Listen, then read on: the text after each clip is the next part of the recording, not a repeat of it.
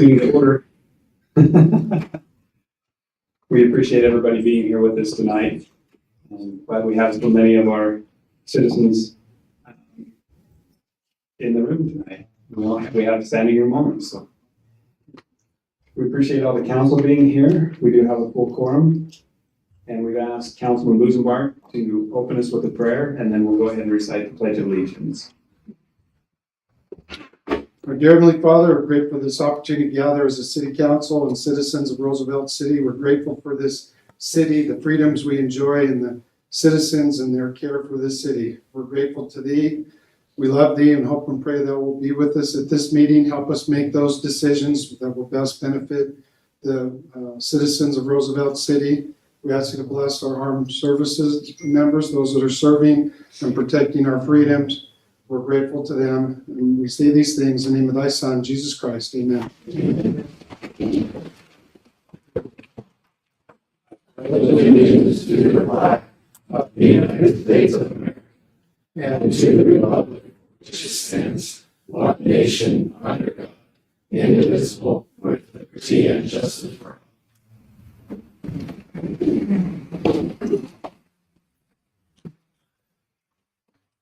All right, our first item tonight is the minutes from the last meeting. Are there any amendments or corrections? I think, Don, you were... Yeah, Mayor, I have three, and I've already visited with Sunshine Section 5, just a clarification of Parks Director Dustin Glein's comments. Section 8A was just was paraphrased and was not cleaned up after the fact. It was just missed.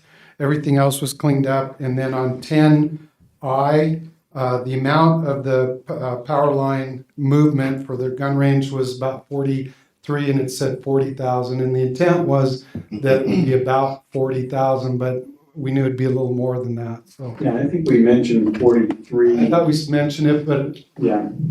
anyway, I just wanted to make sure those were clarified so that we didn't get in any trouble with those. So Sounds good. So with those amendments, are there any others need to be addressed? Seeing none, we approve with the amendments. Okay, we have a motion. Do we have a second? Second. Second by Councilman Cloward. All in favor? Aye. Any opposed? Okay. We do have our public comment period at this time. So any that are here that would like to take an opportunity to address the council, you can do that. We would ask that you can come to the mic and state your name for the record. Are there any here tonight that would like to take an opportunity? Yes. My name is Jenny Thompson, and I just wanted to read some thoughts that I jotted down today that's been on my mind for a while. So I don't know if this topic is on City Council's radar or not. I think it needs to be. In fact, I think it's urgent. It's definitely been on my radar for quite a while. My concern increased exponentially since the recent horrifically brutal terrorist attacks in Israel. I think a lot of people don't think that what's going on there at this moment has much to do with us. But I think right here in Roosevelt, we need to start preparing immediately for terrorist attacks. I study history, worldwide current events, communism, the Middle East, etc., avidly on a regular basis. I pay attention to what's going on everywhere. I see a picture emerging as the puzzle pieces all fit together. I feel confident in guaranteeing that what just happened in Israel at the hands of Hamas and others is already being planned to be done here in America by terrorist groups and the Chinese Communist Party. Some of you hopefully already see this picture as well. War history indicates that because the Uinta Basin is an oil-rich area, we would be a target for our enemies. I've heard multiple times over the last several months from news sources that I trust that for about the past year, there's been a big change in the kind of illegal immigrants that are coming across our southern border, thanks to Joe Biden and his corrupt, misguided administration. It's not families coming across, it's not kids, teens, moms, dads coming together. It's men of military age, 18 to 35, who are Middle Eastern and Chinese. They're illegally crossing and then they're disappearing into the U.S. and no one knows where they are. There's a monster with many heads that has and is spreading its tentacles throughout our country. It's hiding among us and it's planning its opportunity to strike. And America, unfortunately, is very vulnerable in many ways right now. I'm urging you to look at and read this paper that I'm going to give you that has some sources on it so you can verify some of the information that I've given. My best suggestion for how we can prepare as a community for terrorist attack and hopefully prevent them instead is that we need to do a better job of living by correct principles. Only repentance is going to save America. At the time of the American Revolution, the founders issued an appeal to heaven that they would be able to overcome the Goliath that they face in the fight for our independence.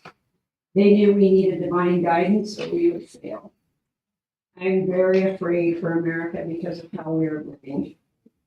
I believe it was one of the founding fathers that said, America will only remain free as long as America is good.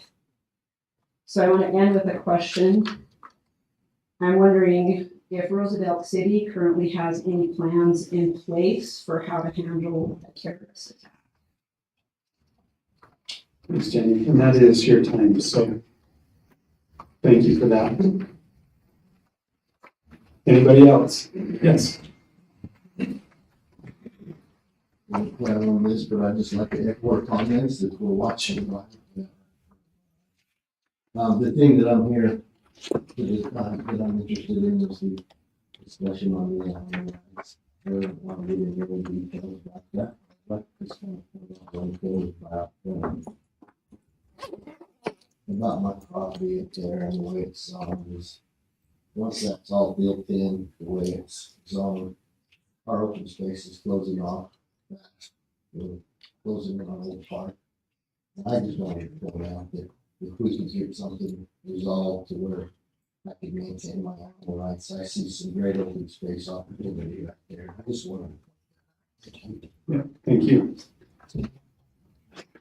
Are there any others tonight? Is that one not working? No.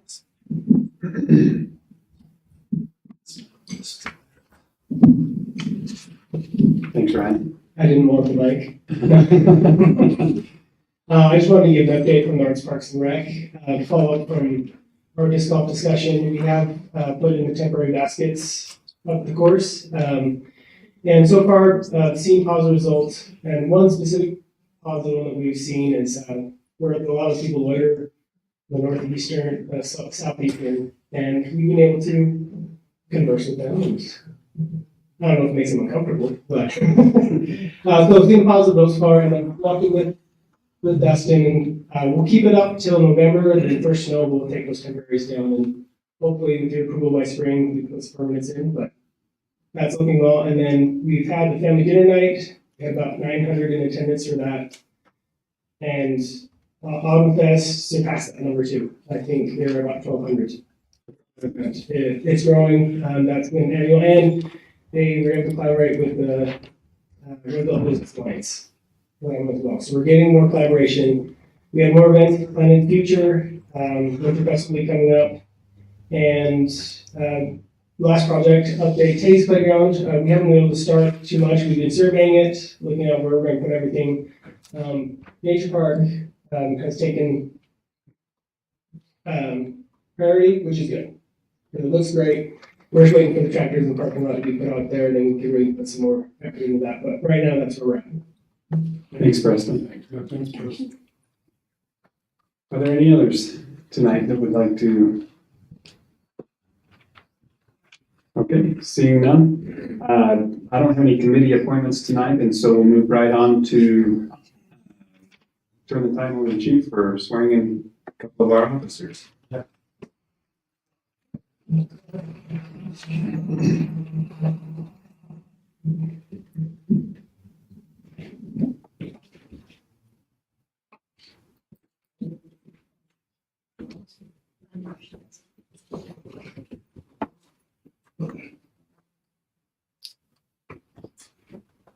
First father, your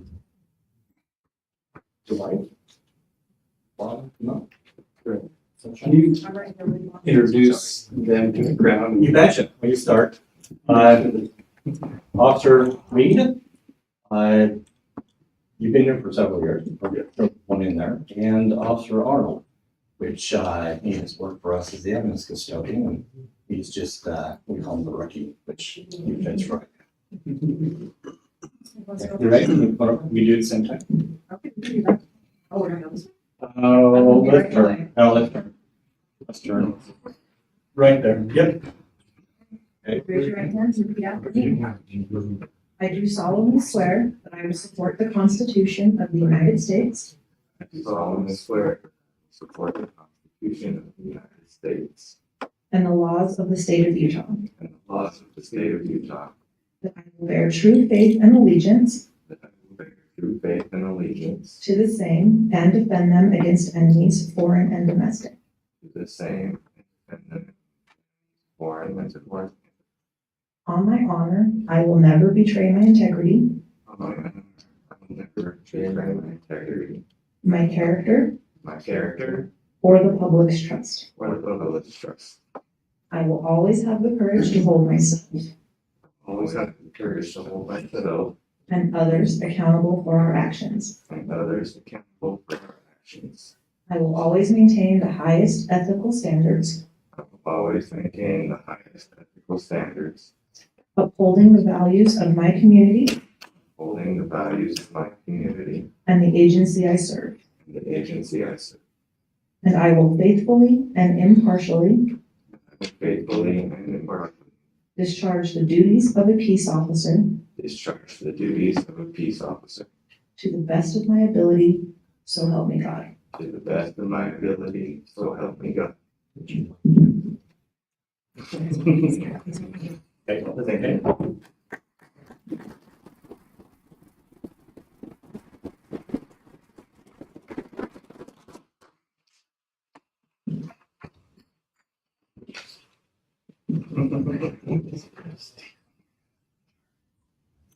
Gee, a little faster than you then.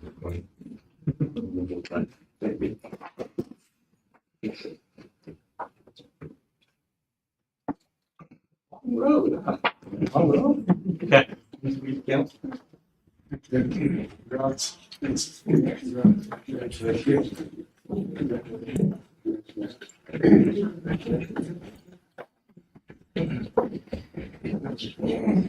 Appreciate it. Thank you.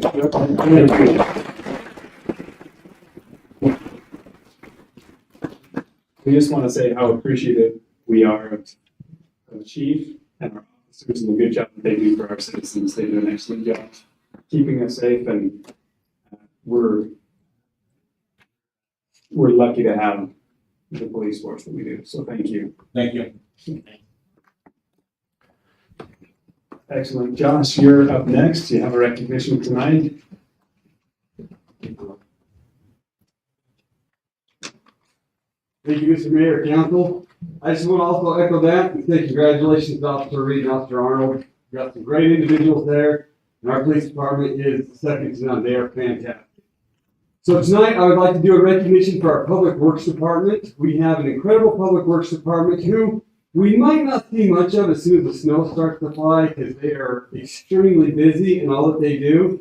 And we've received quite a few letters, and I'm just going to read a couple sentences from each one to recognize the incredible work they've done. We've received letters from Strata Networks, Roosevelt Parks, Moon Lake, Dominion Energy, Police Department, and Machine County.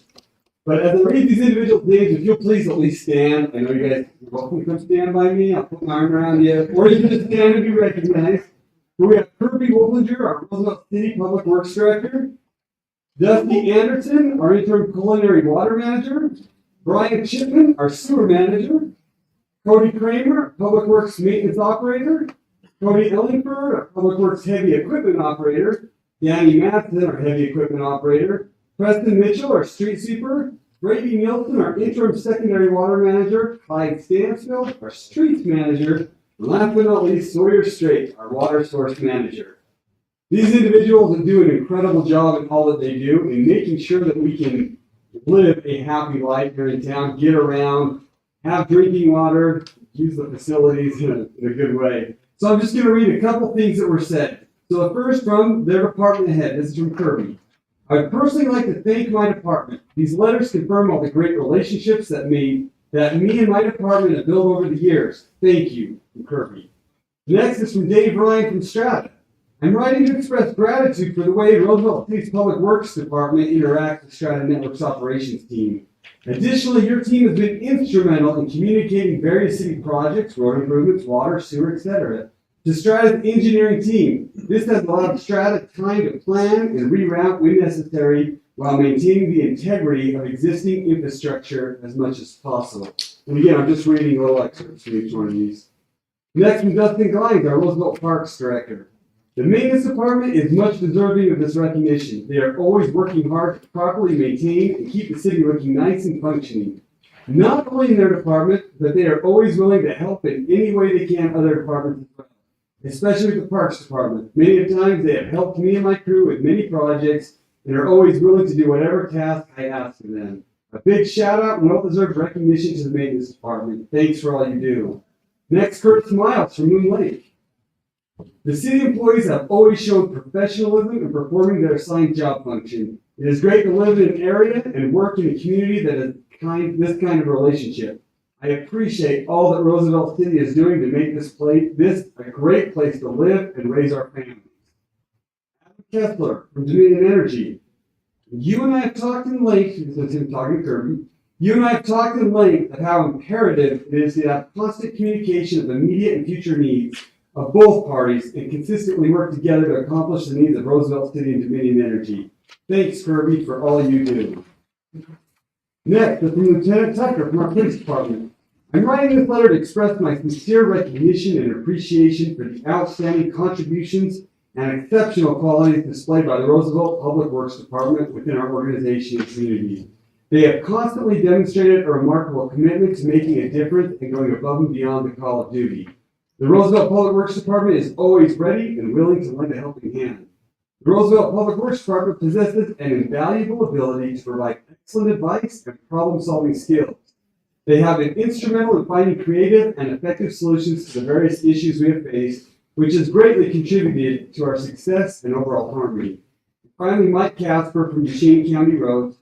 I wanted to reach out to each one of you and let you know that we, Duchesne County Road Department, sincerely appreciate all you do to help our projects. You are always eager to assist. Your work ethic and knowledge is a huge asset to us all. Thank you for all you do. And again, this is just a small snippet from each one of these letters that was written to us. And I just want to echo this. We have an incredible department, and every city has that one department that they kind of get the extra stuff thrown at them, whether it's whatever they do. And this department, they get a lot thrown at them, regardless of what it is, and they always step up, do a wonderful job, and help out whenever called upon. They've got a great attitude, and I'm just so appreciative for all they do, and I just want to recognize our Public Works Department for being the incredible department they are. Thank you, gentlemen.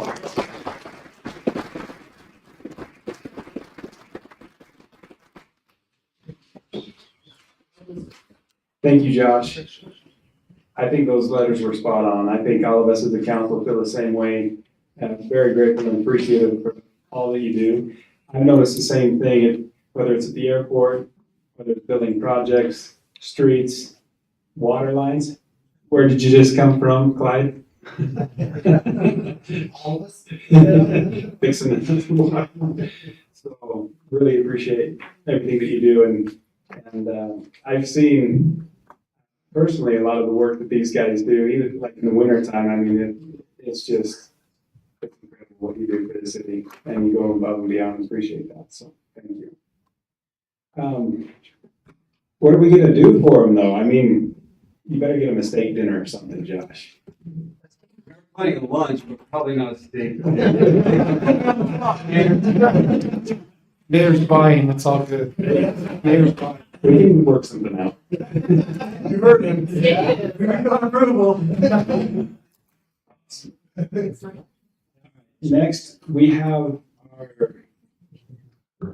airport engineers with us tonight, JUB, Sepulveda, and Neil. Are you going to take the lead on this one? Okay. So if you haven't noticed outside the displays, we've been working on a master plan for our airport for quite some time, and JUB has been an excellent partner in helping us design and plan for the future. And so we'll turn it over to you. Thank you. thank you to the council and especially to the city staff. Let me just introduce who I have with me here tonight. You guys probably know Kim. She's been here a bunch of times. Kim's the engineer that with JUB that does most of the work out here at Roosevelt. And then two seats down from her is Ruby Samuel. Ruby is part of our planning team. I get to stand up here and take a lot of credit. Ruby really actually has done most of the work. Thanks, Ruby. Yeah, big thank you to Ruby. And then Andy down here is with our public involvement group at JUB and comes out when we have these meetings to help facilitate, coordinate information, and really if pitchforks and torches come out, comes your guy. That's what we use them for. So. And then let me just really quickly also, Nick Holt and Craig Hyde are here from UDOT Division of Aviation. We're really grateful that they would have enough interest and give up their day to come out and be a part of our presentation tonight. So as Mayor said, we are about 2/3 of the way, or maybe a little bit more than 2/3 of the way through airport master plan update. And so just going to kind of really briefly try and run through the process and where we are and what we're doing, and hopefully take any comments or questions from you guys and then get out of your way. As far as what's out here in the hallway, we do have some boards and some printouts. We're going to leave all that material here with you. Those are yours for future consumption and discussion if you'd like to do that. And I'm going to say this now, I'm going to say it at the end again. We're at the point in the project where we're looking for any feedback, any final comments from the city, public, city staff, whomever, that we need to consider that we already maybe haven't thought of to make sure that we've crossed all the I's and dotted all the T's before we get this sent off into the FAA for final approval. So this is that time. Go ahead. The overall process looks something like this. We do an initial study of what exists at the airport, what your previous planning efforts have indicated, what recent projects have gone into place, what is coming up in the very near future. We do a kind of a full look at the environmental conditions and existing conditions of the physical facilities, as well as the airspace around the airport. We use all that information to do a forecast. I'll talk about that in just a minute. That's where we look into the crystal ball and try and decide how many aircraft and what types of aircraft are going to be coming in the future. We make our best guess at that and use that to help make design decisions for laying out new features at the airport.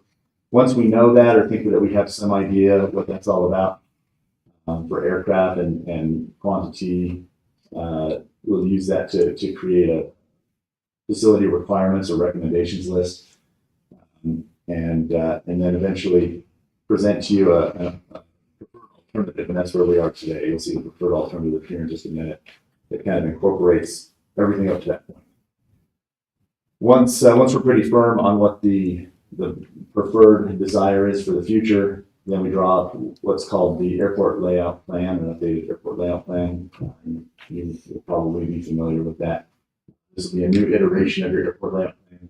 That actually becomes a signed legal document from the FAA that says, yes, this is what we are planning on doing for the next at least 10 years. Really, we're planning for 20 and beyond. Although 7 to 10, 12 years from now, you may change and go through this process again just to make sure that everything is so copacetic and the way you want it to be. Go ahead and Sunshine. These are the people that have been involved. We've had a pretty good group. We've had some really good discussion with a group of stakeholders and technical advisors that we've kind of commissioned and begged and bribed with cookies to come and talk to us about the airport. The mayor's been in most of those meetings with us and some of the city staff as well. We really appreciate them. Go ahead. This is our project schedule. You can kind of see where we are in the course of things. I mentioned all those steps earlier. Those kind of go down the thing. Really, the point is here, like I said, about 2/3 of the way through. We are maybe about a month or 6 weeks behind what we anticipated our schedule to be. That just has to do with trying to get some of these things scheduled up with meetings and people's timing. We wanted to be here in September and just couldn't make that work. Either way, we're anticipating kind of a end of year, first quarter of 24 for our final deliverable to get. And we'll be back here again to give you an option to make a motion before we do that. So you'll see us again, hopefully, relatively soon. Some of the key issues that we identified when we even before we started the project, this was in the proposal process, and as we kind of gathered some initial information, there's some things that were of particular interest. One of those was making sure that we secure the airport, deciding if we need what types of fencing, gates, that sort of thing. That's one of the things that we're evaluating, and we'll have some recommendations on when we finish the plan. Of course, hangar expansion is a big deal. It's a big deal everywhere, all across the Western United States. Everywhere that we work, that's all we hear is that there's not hangar space anywhere. There's just such a demand on hangar space right now. We can get into all the reasons for that, probably not with our time tonight, but hangar space is a big deal, something that you should really be considering fostering and promoting in your community. Having business opportunities at the airport, that's one of the things that helps drive revenue generation. So we're always a proponent of having businesses located out there that can help generate some revenues. The fuel system is good. It has a few issues that need to be taken care of. As far as the technical componentry, that's something that can get resolved. That's Kim's department. She loves to look at piping and pavement and how they match up and stuff. I get to draw the pretty pictures. As far as the pretty pictures go, we want to reorient the fuel. It's not as conducive on the side that it's having to move the pumps around a little bit to make it more accessible, especially as hopefully more aircraft are in here, larger aircraft are in here. We want to make that a little bit better and more usable. And then it's not any secret that you become pretty active in the summertime, especially if there's fires. Maybe 2023 wasn't a huge indicator of that, but 2021, 22 were bigger fire years. We saw a lot of helicopter activity. I know we did, and we only show up every once in a while. So having some better spots for helicopters to set down and not kick up so many rocks and debris and dust and stuff is something that's of interest. Those were kind of the main key points we wanted to make sure we addressed, and we'll hit some of those here in a minute. As I mentioned before, as we kind of go through this and decide what all the important parameters are, those things help drive the future layout and future design parameters for the airport. We'll just look at a couple of those. Your runway is currently considered what we call a B2, and let me just explain that really quickly. The letter indicator there is the category of approach speed for aircraft, and the number is a size indicator. So A would be slow, E would be fast. 1 is small, 5 or 6 is large. So B2, relatively fast and bigger aircraft than probably what you see a lot of the time. So your small jets and turboprop aircraft fit into that. That's kind of what you see across the bottom in those pictures. That is the design criteria that we want to make sure that we meet. That doesn't mean that most of your operations come from those types of aircraft, but it does mean that you have enough, or we think that you will have enough of those types of aircraft. We want to make sure that we're planning things that accommodate more of those turboprops and smaller private jets now and in the future. My length, 6,500 feet, we don't anticipate any need for changing that. And those are just some of the other parameters that come into play. All of the aircraft you see across the bottom are that group 2 of aircraft, so they're all pretty decent sized airplanes. Usually those will sit 7 to 9, maybe 10 people, and kind of crank around individuals with a little bit of money and whatnot. Just kind of the single engine airplanes. Let's go forward. Just a couple of recommendations. I won't go through all of this, but I said hangars. You need hangars, and during the process of us doing this planning, the city has even received some requests and some pressure for places to build hangars, and we tried to move as quickly as we can, saying, yeah, this is where we think we're going to have a good spot for the future.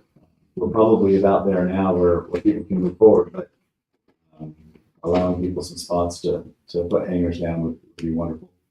I mentioned the helicopter pads. We're going to recommend that you consider building maybe 4, 6, possibly 8 helicopter spots. That'd be 8 would be a lot, but you might have 10 or 12 helicopter aircraft here this fire season. I mentioned the fueling facilities and fencing. Those are all kind of the recommendations. In other words, the key issues that we thought were going to be a thing did end up being kind of key recommendations.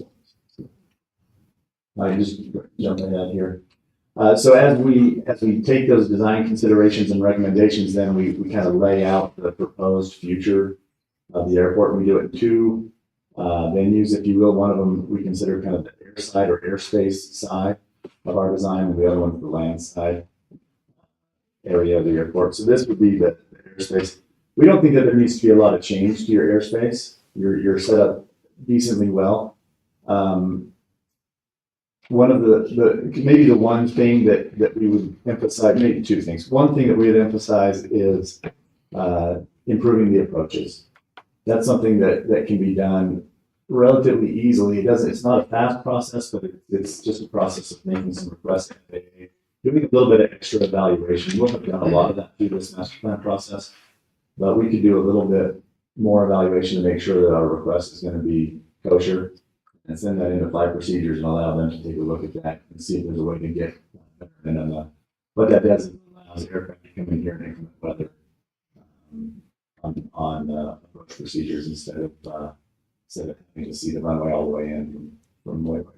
One thing that I'm sorry to interrupt you. One thing I'm seeing, Drew, as we're looking at this on the right hand side of the picture, that's runway 25. We do have an RNAV approach right there. Mm-hmm. That industrial section, we might want to look at that from the zoning and make sure. Get ahead of me. Sorry.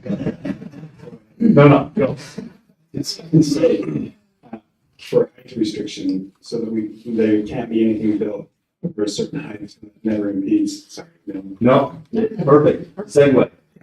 So if you can kind of make out those pink areas up there, those aren't going to show up on your final plan. I left them on there, even though Kim didn't want me to, intentionally, because it highlights this issue in a very good way. Recently, the county has received a request, and you probably know this, for some sand mining operations just right in the vicinity of the airport. We want to make sure that we protect not only the airspace, but also provide compatible land use around the airport so that we're not putting anyone who's flying in danger, and we're not putting anybody on the ground in danger. And so there was some concern about what can be done with those. Mentioned zoning specifically, we would recommend that you take a look at your ordinances. I know that the city has an airport ordinance in place. However, some of those zones that are defined in your ordinance don't have an associated map that says, if you're in zone 2, what does zone 2 actually look like? There's nothing that says, 1,000 feet from the airport, 2,000 feet from the airport. What are those things? So it's really well described. It needs a little more visual punch for people to understand what that is. And then the second part of that recommendation is to continue to coordinate with the county, since this is on the, very common, airports are on kind of the fringe of a corporation, incorporated city or something like that, and you're going to be interfacing with another jurisdiction, and that's certainly the case here. The easiest way would be if the county were amiable to adopting the same type of language that you have. However, that's a discussion that this body will need to kind of take up the chain and see what the county can work out so that you're protecting the space around your airport. So yes, building height comes into play there. Type of land use comes into play. Dense residential is not conducive. Parks and schools and churches is not conducive. Agriculture is great. Sand mining, we're good with it, but we don't want to see too much. Let's be careful about some of those things.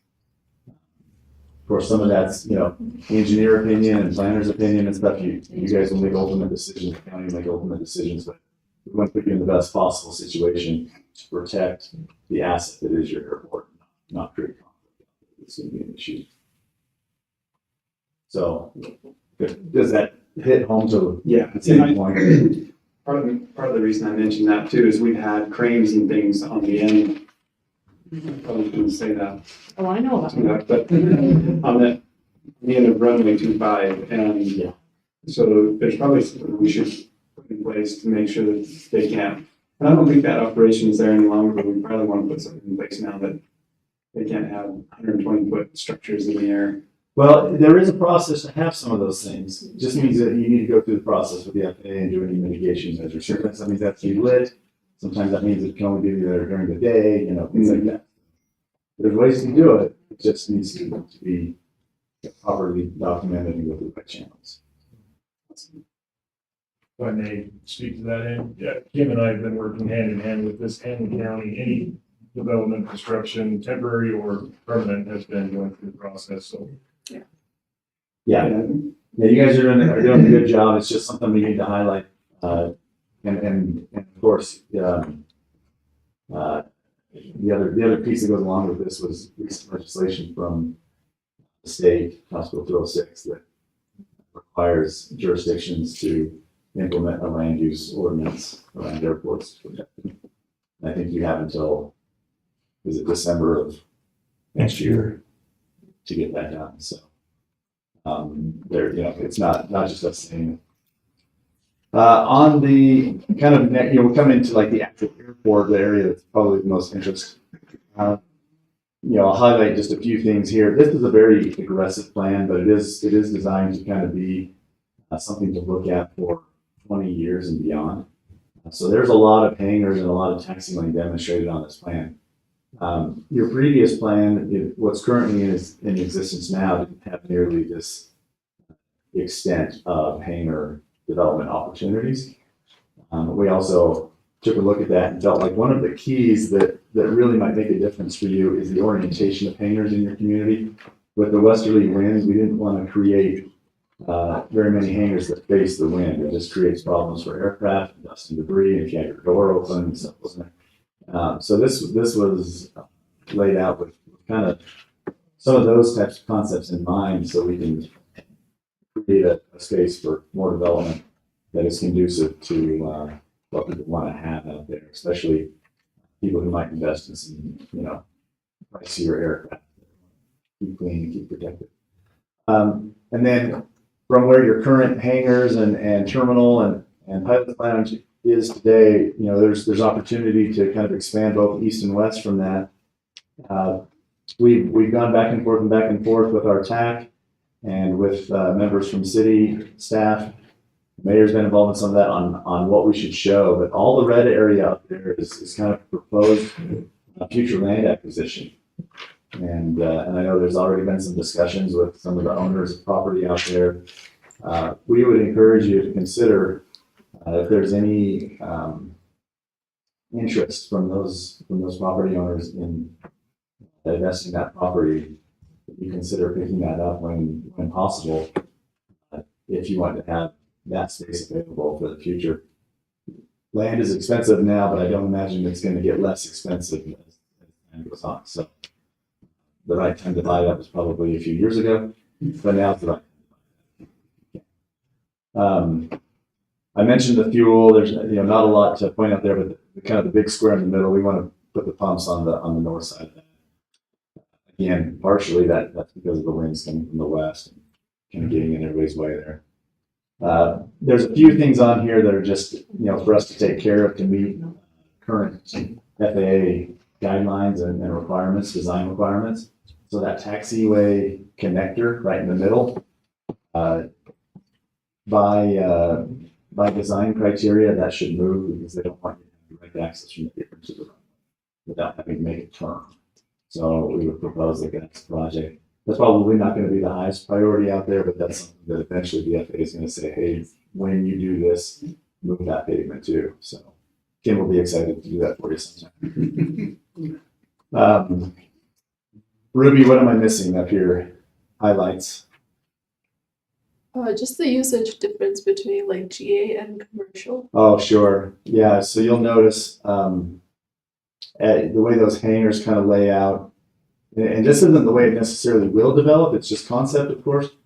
Those hangars that are closest to the runway and taxiway now are shown as T hangars. Those are, your smallest option, single private user, single engine aircraft type environment. And then the next row are slightly larger. Those are depicted as 50 by 50 foot boxes. Of course, when you write your ground leases, people can come in there and build whatever size they can get land for. So it may look a little different. And then the kind of the final row back are 4 times that size of 100 by 100 hangar. Again, people can build what they want to build as you allow that to happen. But the idea with having kind of a gradient effect, if you will, is that you're providing spaces where those larger jets, corporate type activities have space to maneuver, and some of the other areas are not so conducive to that. And so you're kind of letting those who want to be small, and letting those who want to be bigger, and not interfere with each other so much that it gets to be kind of a concern on airports oftentimes. A final thing, maybe just we are showing 2 helipads down there at the very end. We went way down to the very end of the airport. That could be something that could happen sooner rather than later. You have to wait for the hangars to get out that far. You just need an access road out there. Helicopters don't care very much, what's around them. We just wanted to keep them further away from hangar development so they're not washing dust and debris into, single engine, fixed wing aircraft. And also because, again, that westerly wind predominates. So, as they're coming in and out, they're not kicking up stuff that's then blowing back into all of space. So that was the intent. We're going to pause right here because I don't think there's much left in the presentation. We're going to pause right here. Thoughts, questions, comments, pitchforks and torches, or I'll take the heat. Why didn't you think of this? You talk way too fast. We don't understand. Can you say that? I just did all before, and I really think it's a great plan, but I know this is probably the first time the council has seen this for the most part. Any questions for Neil?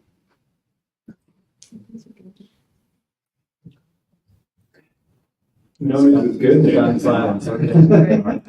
Looks good. Yeah, this is excellent. In fact, the amount of space that we have and what we would be able to do if we were able to build this out completely, that's a significant, that's a massive airport as far as buildings and hangars and things like that. There are bigger, but No, for this type of community, even what you have now is a gem. You really have a very nice airport. It's been well constructed, so it looks really good. It's in good shape. The one thing that we can do today is provide a little more access for fuel. We have someone out there that was helping pilots get fuel, especially for jets. That's one of the things that makes a big difference as to whether people are stopping. But otherwise, everything else seems to be in really good shape. This would, probably quintuple the size of the airport and the number of aircraft that are here. But you can handle it. You've got the assets to do it. Not everybody does. It's good. It's not on the plan, but I was just wondering, our building currently that we have out there, would we need to then remodel, rebuild? So we have, I think it's 20,000 in the budget, isn't it, Kirby? And we were just talking with Craig and Nick about a possible state DOT grant. We could do the interior of the building. So we've already overhauled and refurbished the main hangar. Looks excellent. The next step would be the pilot's lounge and the exterior of the building. And so those would probably be 2 different phases. But like Neil said, the airport is a gem. Our building looks like it did probably in the 1976 operates. And that's what I was thinking, because it wasn't, and I realized this was a broader plan. I was just curious about what the plan was for that building. And we will have a narrative that goes with this. And we'll have some of those other little tidbits in there that you can't really depict on me. Yeah. And that's something that won't be necessarily called out in this plan, but that is something that we're working on as an airport board. We've had discussions on it. We do have some money set aside for it. Sounds like the grant may not come through until, our next fiscal year. But if that's the case, then we could add a little bit more money to our budget.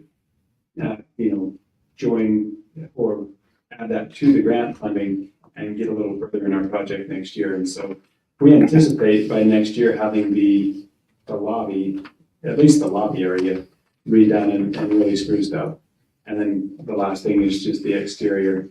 And then the building will match the rest of the ramp and taxiway and runway and everything else. Because it's pristine. Everything else is just very nice out there.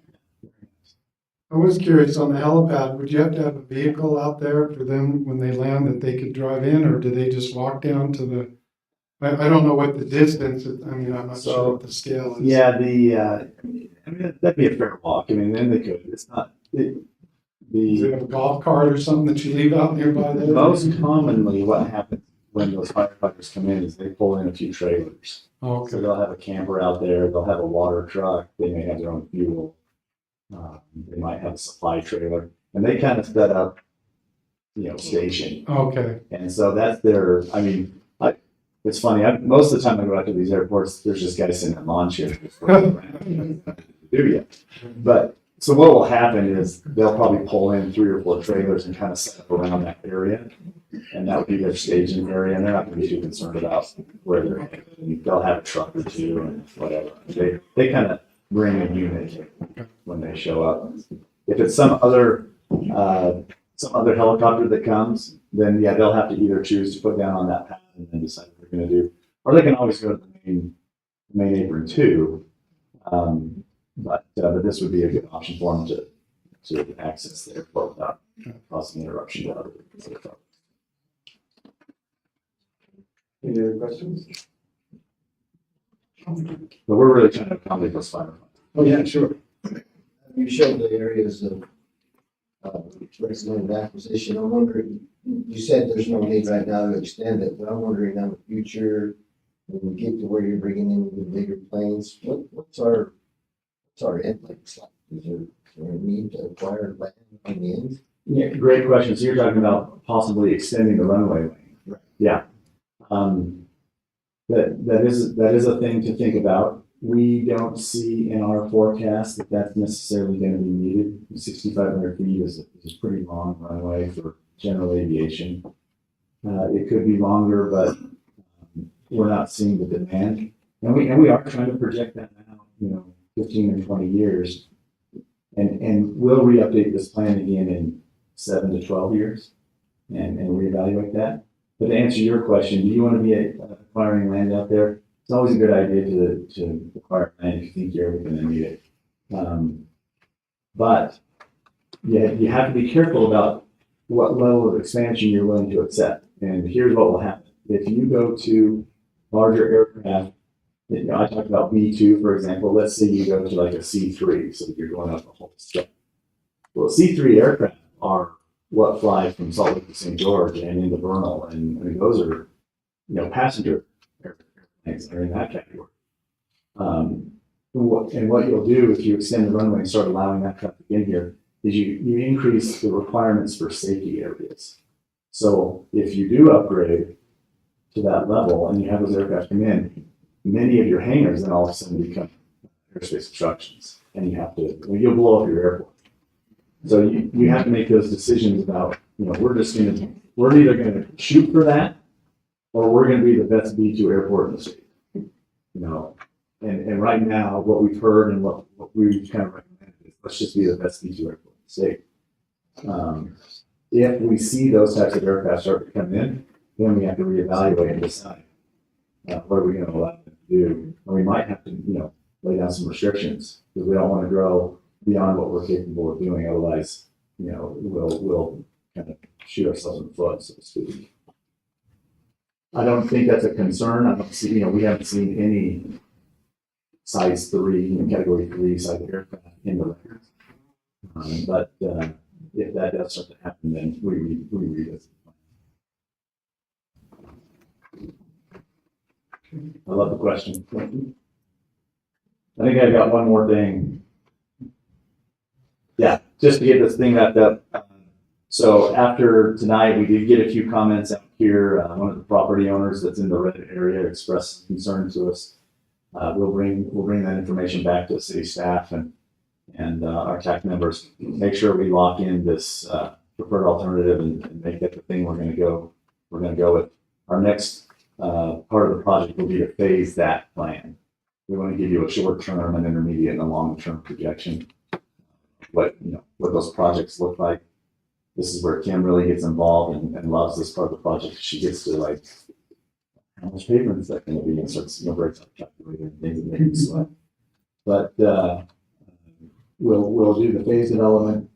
We'll come back and meet with the city again. We'll have another presentation to you with our final plan. And then that goes to FAA for final signature. So we're hoping that'll be first quarter. And then I can't tell you how long the FAA will take to review it. We have some that have been in for many months and some that get done in 6 to 8 weeks. But just it's a roll of the dice. That's it, I think. Is there anything else on that? Yeah, just discussion. We kind of did that. If there's any other thoughts or questions. Thank you. Thank you, guys. Oh, yeah. Again, we're going to leave the material out here. There's some posters. There's some 11 by 17 prints of that land use or that landside alternative. There's some comment cards. We'll leave all that here, and maybe we can have Kirby make sure that all gets picked up and back to us if there are any comments or anything else. And we'll give it a week or so, and then we'll start moving. Okay. Awesome. Thanks, Neil. And thank the rest of you for coming and participating in our meeting tonight. I appreciate you. We're going to get out of your hair. Well, if you're heading back to the Wasatch Front, try to say. Yes, sir. Grandpa always said, between the ditches and the dirty side down. There you go. All right. Let's go ahead and we'll turn some time over to First Rose that today. We'll just do them kind of in conjunction. And then once you present, we'll go ahead and we'll open it up for public hearing for both. And then move forward that way. So, Rose. So what we're proposing tonight is considering discounts for adoption fees. So just to give you a little bit of background on why we're really focusing on this, the shelter's been completely over capacity. We have almost every dog doubled. We have, last time I counted, 70 dogs on our wait list, over 100 cats on our wait list. So what the ultimate goal is to provide options for adopters that are basically a better opportunity for them to adopt a smaller price that they might be able to afford and help clear out the shelter kennels so we can move them out faster to find their homes. We are also looking at several things to prevent animals from coming in. That would be on a later date where we propose some of those suggestions, but there's a lot of things that we're trying to do to make sure that we're getting animals out as quick as we can and preventing them from coming in and making sure they have quality care while they're there. So there's a few different discounts that we're proposing. So the first one is 20% adoption fee discount for military, veterans, first responders, seniors, and city employees. And then the next one is discount waived adoption fees for long-term residents and low adoptability animals. So, like I said, the main goal of this is to clear out shelter kennels.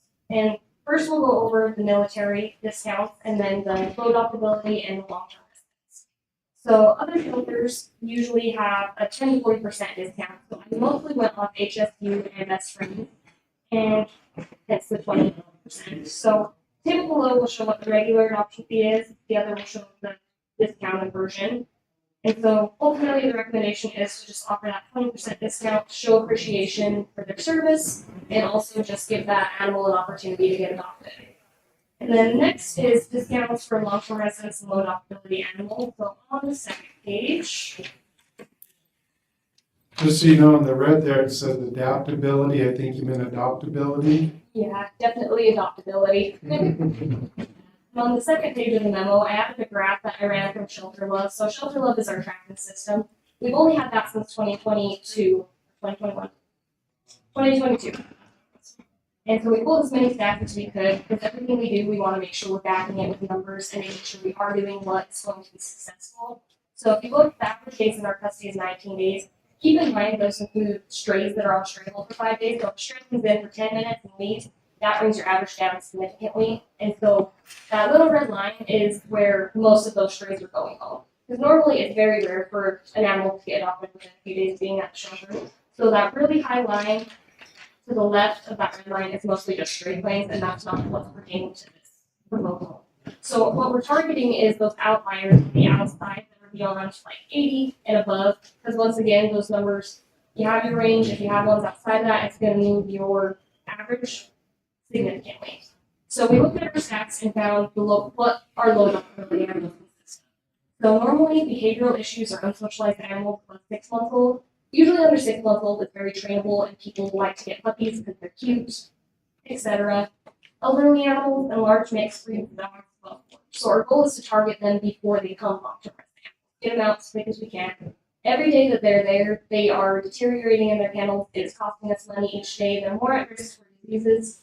So the quicker they get out, the happier the dog is, the cleaner the shelter is, and less disease.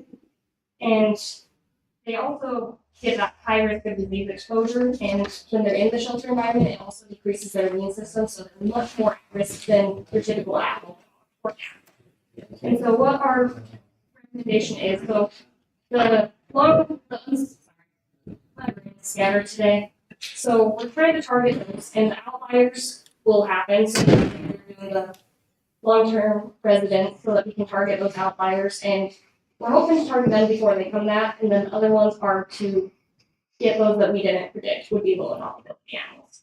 So our recommendation is for if an animal is adopted for 45 days, they will get 50% of the original adoption fee. If they're at the shelter adopted for 75 days, the adoption fee is waived. Being low adoptability, right when they become for adoption, there's 25% off the original adoption fee upon posting. And the last one is just offering promotional adoption fee discounts if approved by the department head and city manager. So if we notice we are a very big farming community, so we get a lot of herding breeds. We have a shelter full of healers. We have a healer special, if you want to call it that, where we try to clear out those animals and find them home. So those will definitely change, but we would just like to have the ability to approve it so that way we can target those when it comes up and don't have to go through the whole process before it's too late. And then on the last page, we just did cost analysis, and all of these numbers are based on the 2022 stats and budget. So we really broke down and got into the numbers of the cost per day that these animals are costing us, and then along with the list of how much it costs us to treat these diseases if they catch them.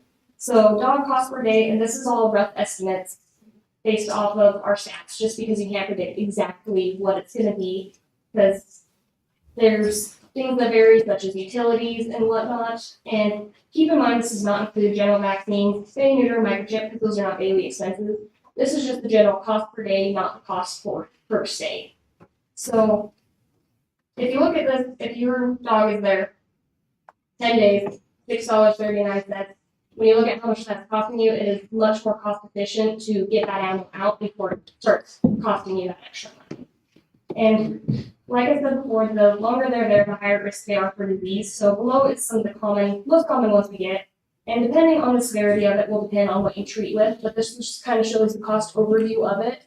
And the more extensive the disease is, the more of these you have to use. And that also includes the employee time to put into that and make sure that the animals are getting medicated. And whenever an animal gets the disease or anything contagious, that entire shelter is at risk. So that's why we really want to target these guys, get them out, and prevent the disease. Is there any questions? I do have one question. Just with the amount of animals that we have, how are relationships with some of the other, what do you call them? Adoption agencies, but rescues, yeah. So we're rescues in Utah and out of state. Kind of everywhere in America is in crisis mode because the shelters are completely overran. So we're still sending them out to rescues as much as we possibly can, but it's not enough to be sufficient. Any other questions from the council?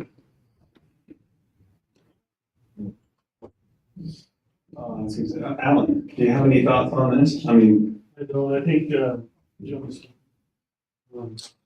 I think Rose is pretty thorough with her. I would say, Yeah, I was thinking the same. And I agree, she's always thinking of ways to help the shelter and everything else, they're well thought out, and I think they're worth trying. we appreciate all you do out there. We know you know how many complaints I've had in the shelter in the last 2.5, 3 years? I hope not many. 0. We do need some clarification for the resolution about how it's worded in the memo, so. Okay. So I'm just gonna have some quick clarification questions, just so we get the resolution correct. Yeah, well, I still bragging on Rose that is awesome, that we have, so that means you're doing a good job. It's interesting, the public you don't really get a lot of positive feedback when you're doing a good job. And so I do think our city manager, acknowledging our public works, but also, you're doing a good job when you don't get a lot of complaints, and so. That's what I do. Okay, let's go ahead and. So I'm sorry, I thought I understood when I was drafting the amendment to the resolution and then listening to this presentation, I needed to clarify a couple of things for the minutes as well. So the recommendation permitting the shelter manager to offer those, 45 days, 50% off, 75 days fee waived. In my mind, I understood that to be discounts that the city manager could approve. So that was kind of covered under this language here. Oops, I'm sorry. Under the additional discounts based on length of stay, which should be adoptability of an animal, may be offered at the discretion of the city manager. And so I'm just wondering if there are additional discounts beyond what's described here that should be described in the fee schedule, or if the recommendation here to allow the shelter staff to make these discretionary fee waivers is just something I need to document in the minutes.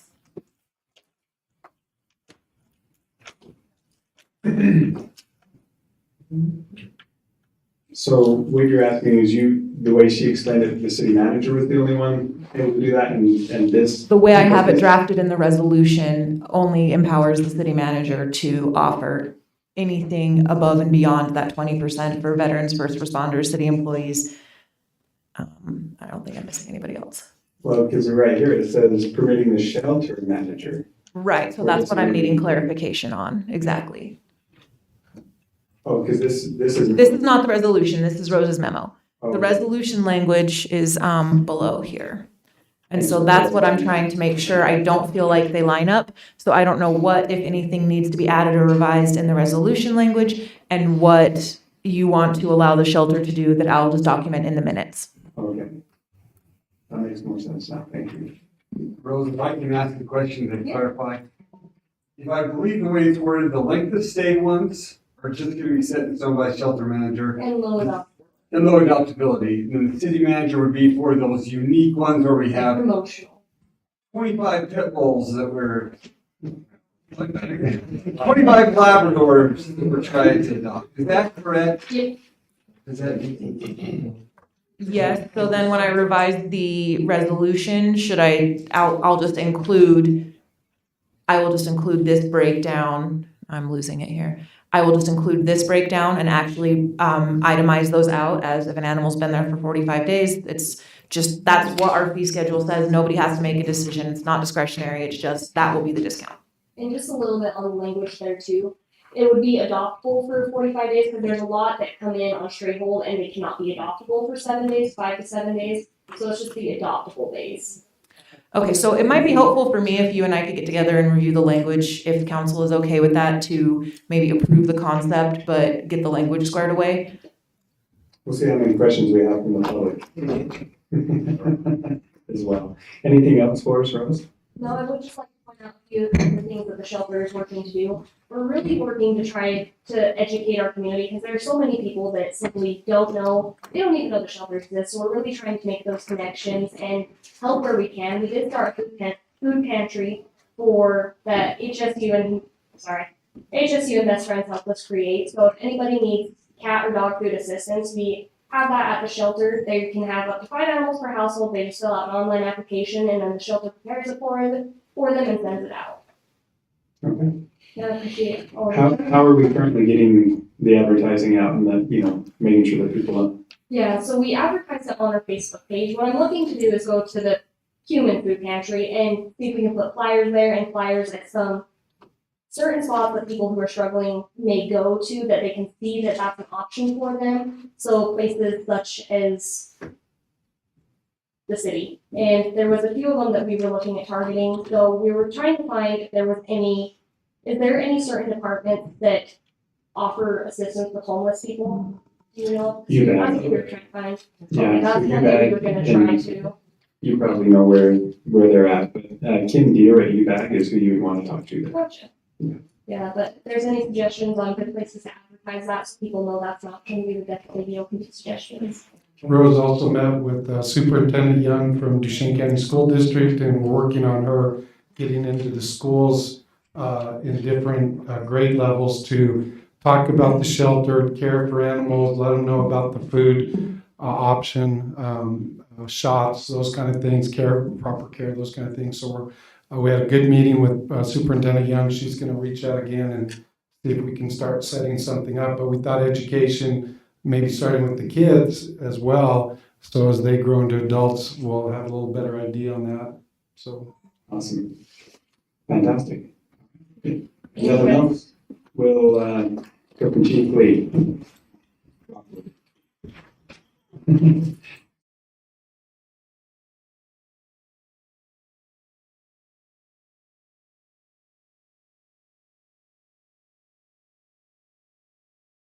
Fees. We have some habitual fire alarms that make it hard to fire, not hard, we have less and less firefighters show up to them because every time it's alarm. One of the worst, previous owner, we shared the little boy that cried in one story with him, the new one, we shared the same story with him, but they still aren't getting it. We're going there numerous times for the same call, which is a fire alarm, there's nothing there. So what we wanted to propose was a schedule within the city limits that we can start charging them, so they will take care of the problem. They just, we show up, we can reset their alarm clock and leave, and they don't have anything to worry about. If we have a fee schedule there, we start charging them. The way we have set up is the third call, it's $100. In what amount of time? first year. Yeah, 1 year, location, 1 year there. Okay, So so it's all three. the same location. And then it would increase $25 each additional call. So the next one would be $125, the next one would be $150. It wouldn't just be, you pay us $100, now pay us $25, and pay us $50, so increase. Yeah. And go up. Is this comparable to other cities? Do they have similar? So I talked to UNT County, there's this higher rate than the fire districts, so they base it on all of UNT County. And then I talked to Duchesne's chief, who was former battalion chief in Orem. He said what he recalled in Orem was higher rates, but when he came to Duchesne, he set it up at this rate. But he felt like Microsoft can pay the higher rate, but towns couldn't pay the lower, that higher rate, but this is higher rate that they would say, we need to take care of problems. So I have a quick question too. Are you able to identify what is triggering the alarms? Is there anything that feedback you can give them and say, hey, this is what you need to fix or? Most of the time, it's that they were cooking. The one that's the habitual problem. The other one that's been a problem, they're doing construction, so we kind of get the construction hopefully is over. We should be having those issues, but we have one that's just, it's nonstop. In fact, we had 4 calls there in a 2-week time frame, just 2 weeks ago. And just for the council's information too, if it's outside of city limits, they bill. That's what happens. If you're inside the city limits, normally we don't bill any of our residents or businesses or anything, so. So that's why I started. This is just for Roosevelt. Yeah. The county they do get bills from the county. So. Any other questions for? Just to support the chief on this, I did an independent study as well, looking into, are these fees comparable? Absolutely, we're right in the middle, so just supporting this. Excellent. Okay, no other questions, then we'll go ahead and entertain a motion to move into. I move we go into public hearing to discuss the fee schedules. Okay, do we have a second? Second. Second by Councilman Allen, all in favor? Aye. Any opposed? Okay, we'll consider ourselves in a public hearing. Are there any here from the public that would like to speak to these fee changes? Either for or against? Seeing none, would entertain a motion to Go move. back to regular session. Motion and second by Councilman Allen again, all in favor? Any opposed? Okay, we'll consider ourselves back into regular session. And let's go ahead, and those both show up on the scheduled resolution 2023-319. And so do we have a motion to approve with? Or are you thinking we ought to wait? I think we could approve it as presented by Rose, because there's some things that got to work out and just kind of work out the language, but I think the intent that Rose shared is kind of what we're all for. What are you thinking, Sunshine? I think what I would be more comfortable with is just a motion to approve the fees that were presented and let me clean it up and make the resolution actually reflective of that, because I don't think the resolution is reflective of the intention of that at all. Sounds good. Well, at least we've had our public hearing. The fees won't change. If you can get the resolution by next council meeting, then let's go ahead and have a motion to move forward with those fee changes, and we'll approve the resolution at the next one. So I would suggest that be the motion. Yeah, I would make that motion. I did have a question for Chief Rockwood. When would these go into effect? Wasn't on the topic. Tomorrow. Well, and the reason I ask is I think in fairness to our citizens, given that, not everyone was here, I don't want to catch anybody, so I hope that once they have their first one, you can say, okay, or starting January 1, they have their first nuisance, they just let you know the city's changed. We'll be back, but if you get a third one, there would be just so that they're aware, so maybe that'll encourage them to take care of it. I just don't want to catch anybody. All of these businesses, I'm assuming if they're in Roosevelt City, they have utilities with Roosevelt City. When does the next utility bill go out? The first week of November. Okay. So we can send them out with the utility bill, and then I think take effect. I don't follow, but I think what you're asking is, so I expect tomorrow, do I go into this business the next call? Right. Yeah, I just want to make sure we make the citizens aware, and that, we tell them why, just explain why we're doing That's it. what I was gonna say. Once the notice goes out, then that's when it starts. Right, and I'm good with that. I just want to make sure there's clarification there. I meant that. You've been keeping track all year. I'm sure you have. All right, I will, again, make the motion with the language that was mentioned, and Rose and Sunshine cleaning up the language on the animal fees schedule, right? Animal shelter fees, as well as the fire, and I guess effective November 1. Well, we can just we'll have to approve the resolution. Okay. I'll move we approve the resolution then. Well, not the resolution, not tonight. So what you will do is just, we approve the recommendations as set by. Okay. Thank you. Yeah, and then the resolution will be presented. And then by that time, the mailer will go out. So is that okay, Don? Yeah, that's fine. I'll accept that. Okay. And that's my motion. Is that clear on your end, Sunshine? Thank you. Yeah. Okay. And do we have a second? I'll finish it. Second by Councilman White. All in favor? Aye. Any opposed? Okay, motion is unanimous. Next, we have the Arts, Parks, and Rec Committee update and Frisbee Golf request. Preston gave us a quick update. He had to run to another meeting, so that's why he presented during public comment. Okay. So that's with his update. He just wanted to give council a quick update. He feels happy with his presentation. If they have any questions, reach out to me or him. We'll update you anymore, but that was what he was trying to present.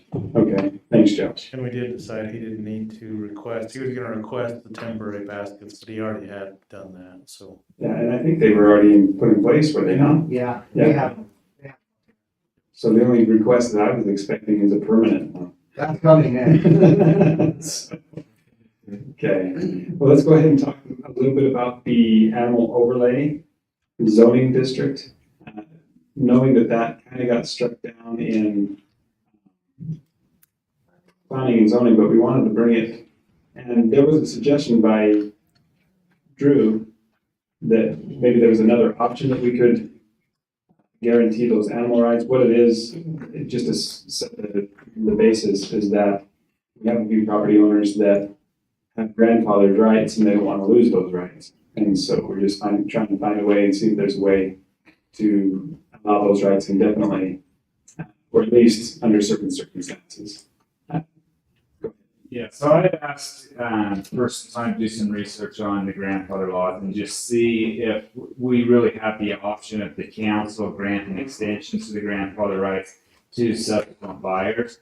What I've found is that the grandfather laws are something that was created by the court, so we can't legislatively just go in and alter the way that that works. We could legislatively make changes, but that's kind of what's being proposed with the zone change anyway. The only real difference that I'm seeing is that if we were to do exactly the same thing as the grandfather laws, it would be just for those specific properties, which would, if we did it legislatively, would end up being spot zoning, which is strongly discouraged but not absolutely prohibited. I would recommend against doing that.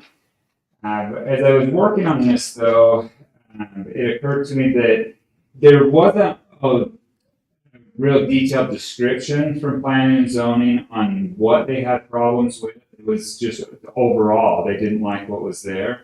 There is the option for the council to send it back to the planning and zoning board, and we could ask them to be more specific in what their issues were with it and see if maybe there's some middle ground. It's just kind of hard to do right now where it was just a flat denial and not a lot of detail on it. Yeah, so I just have a question.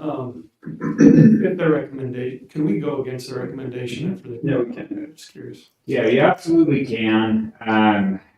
But I would caution you against that. There's, for all of the advisory boards that you have, there have been people appointed, they're from the community, and the idea with the way they're designed is that it's going to accurately reflect the general sentiment of the community. And so that's part of the reason that I'm recommending that you send it back to them, is just to get more detail on if there's particular points in the proposed ordinance that they had issues with, or if they're just against the idea completely. And so my understanding, speaking with Grant and also, talking with Drew and a few of them, so first and foremost, extending the grandfather clause on those properties is not legally. It's not something I'm comfortable. Yeah, we're comfortable legally doing. Now, if we did the overlays like we talked about before, my feeling is this: if we have a property that fits, for example, it's a large enough area to qualify for an R11 or an R1, the normal course throughout history is that will be broken down into smaller and smaller lots until those animal rights are not, aren't able to utilize those animal rights anyway. Very, very seldom does it go the other direction where somebody will buy 5 or 10 lots in a subdivision at $80,000 a piece to have acres so they can have animals. They'll go out of the city and buy a couple acres at $10,000 an acre. So I think talking through some of that with our planning and zoning board will help them understand that really this is something that will probably come form eventually as Mr. Bucks and I, as he moves on and somebody else buys the house, they might enjoy that for a little while, but they might want to sell a couple lots and subdivide that or whatever, and then at that point in time, those permitted uses would be eliminated through subdivision and making smaller and smaller lots. The other thing is that I think is important, like Grant said, is with the advisory board, we don't want to especially planning and zoning, we can definitely trump what they've said. But I think when they understand that, some of the other, points surrounding those things, they might be willing to change their stance on it. And then the last thing I think is most concerning to them that I heard is actually enforcing the law or enforcing those ordinances and things like that. And so I think they're concerned that if we add this ability, we're not enforcing what we already have, it could become a problem. And I know Drew has been trying to enforce some of those things. And again, Drew, you've taken a little flack on that, and you shouldn't have, but we appreciate the fact that he is out there enforcing those ordinances. And that's why it's important to also support our staff in doing those things, because they can help us eliminate those problems and issues as they arise. And we should be backing our staff and making sure that they, when they do those things, that we have their back. So, anyway, just a few thoughts that we can run back by the planning and zoning. We wanted to present, and Grant wanted to give you an update of what he found on that and where we're at. So I guess the recommendation would be to take it back to planning and zoning, discuss some of those things and see if we get a different. Yeah, that is my recommendation. I think regardless whether or not their position changes or not, it puts you guys in a better position to fully consider the reasons for the decision they made before you make a decision yourselves. Anything to add to that, Drew? No, I think that's a good recommendation. They did have some concerns that weren't addressed only by the chair. One of them was introduction of animals, large animals in zones that have not had them in the past, and what the property owners would react to that. So that was another. Were we able to identify some of those areas and see, do we have 50 areas like that? Do we have 10? Do we have 5? Do we have? I haven't looked it up particularly on that. So maybe we can look at that and just say, here is the potential impact that this will make across the board. Here are the areas that large animals could be introduced to, because maybe it's 2, maybe it's 100. But bringing that into perspective might help also with that. So would you be willing to look into that? Okay, we'll put it on the agenda for next. Do we need a motion then, or just not? I think we need some direction from, whether we make a decision on it, whether we send it back to planning and zoning. I think our legal counsel saying it would be good to send it back to planning and zoning, get a little more information, maybe even attend. I agree. I think the more information is always better to make a better decision. And I like the idea of having Drew kind of look at the impact, areas. I think that would be helpful too, to kind of know. Okay. So I think for another point of clarification, especially for those that express concern about here, I think that we don't necessarily, we're not worried about the areas that already have animals.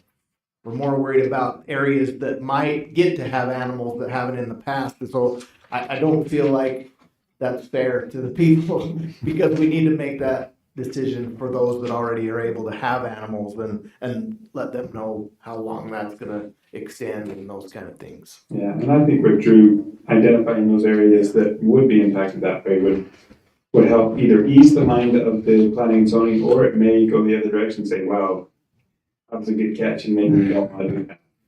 Because we can have a lot of upset citizens. But can I comment at all? Yes, go ahead. Yeah. It's my understanding what some recommendations from planning and zoning is, first of all, they did approve the zone change, which was then denied by council. So they did approve the spot change. They did approve the zone change. So they're not opposed to it. But when it went back as a ordinance, the feedback that I got from them was it was very cumbersome and confusing. And so you're saying that makes sense to me. It's okay. What it was, but I also read it myself. To be honest with you, I was confused too. So maybe we'll take a look at that. and simplify it to some degree. One other thought, just kind of thinking in the future, I know Vernal City has like an urban livestock law that encompasses citywide, its own ordinance.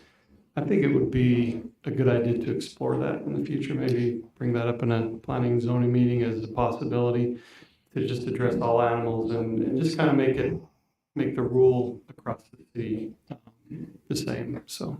That was kind of the intent with this, depending on the size of lot you had, allowed you certain, no matter the zoning, whatever size lot you had allowed certain animals, and that's kind of what we were going for, but that's a good idea. When you say Vernal City has that? Yeah, Vernal City, their planner, I don't know if you know her. Yes. Okay, she might have some good insight on it. Yeah, let's You know, look into or that. might be able to share something with you. But anyway, that's just a thought I have. I'm totally happy to send this back and get more clarification too, because I felt like more of that was also needed, so. Okay. Sounds like that's the feeling of the council, so let's move that direction. I don't think we necessarily need a motion, but Direction set. thanks, Grant. Appreciate it. All right, task force. Grant, I think we're still gonna need you and Chief. This is an ongoing discussion that we kind of have with the task force, more participation, I don't see my paper on it. But what our participation will be moving forward with the task force. And so, Chief, we'll turn some time to you. And thanks. So, some of you are aware that we've had some discussions, some things that we're dealing with the task force. Right now, currently, we have a position and a half. What the full-time, considered full-time position is 40 hours a month.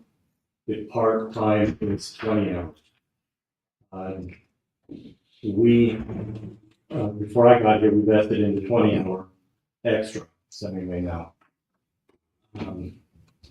So this year we submitted a couple names to the task force, and their management board has denied those names. We submitted two. I submitted two. So in discussion, I think the best route, or a suggestion route, is that we drop the 20-hour position, stay with the 40. Allow us to do some conversations instead with the management board and see if we can work any issues out or so, and give it a year or so or whatever, and then move forward from there. I think that's probably about the safest route, instead of just getting out of it completely or so. With that, one of the things that we had talked about, and that I'd like to see, because there were some issues and some concerns that were brought up with how the task force functions and the bylaws and who's actually, basically what it is running under Vernal City's policies right now. And their policies are different than our policies, and their policies are different than our sheriff's policies. And so one thing that I would like to see as we move forward, and this is something that working with Grant and Chief will propose, is that that entity was supposed to be autonomous anyway. It was supposed to act alone, be supported by the different entity, the different organizations, but really have its own bylaws and set rules and things like that it ran by. And it never, Grant, talking with him, we felt the same way, but we feel like that never was completed. Like they got halfway through and then Vernal City was a crutch, and that's what they relied on ever since. And so we want to make the extra push to really get it autonomous and have it its own organization and entity with its own bylaws. So then we're not beholden to any one department's policies or procedures, but what is agreed upon by all organizations, how it functions. Is that accurate? Yeah, and it might help the council understand a little bit better the way that it's set up, because there's two boards, a governing board, which is made up of elected officials, and then a management board, which is the local chiefs and sheriffs. And this is coming up because of a question that came from the strike force commander about just what Roosevelt's going to be doing going forward, and his questions are fairly specific to the two positions that we fill currently on the strike force. So we can go ahead and answer those questions if you guys are comfortable with what Chief suggested, that we continue to do the 40-hour but not the 20-hour position. And then for these other issues, when you read the creating documents, it really does look like they're incomplete. And like it was always intended in the beginning that there would be some more work on the bylaws, and that once it was functioning, that just never happened. So that would really be a function of the governing board, and I think that JR could probably initiate that as a member of the governing board, just asking to have a meeting and set up.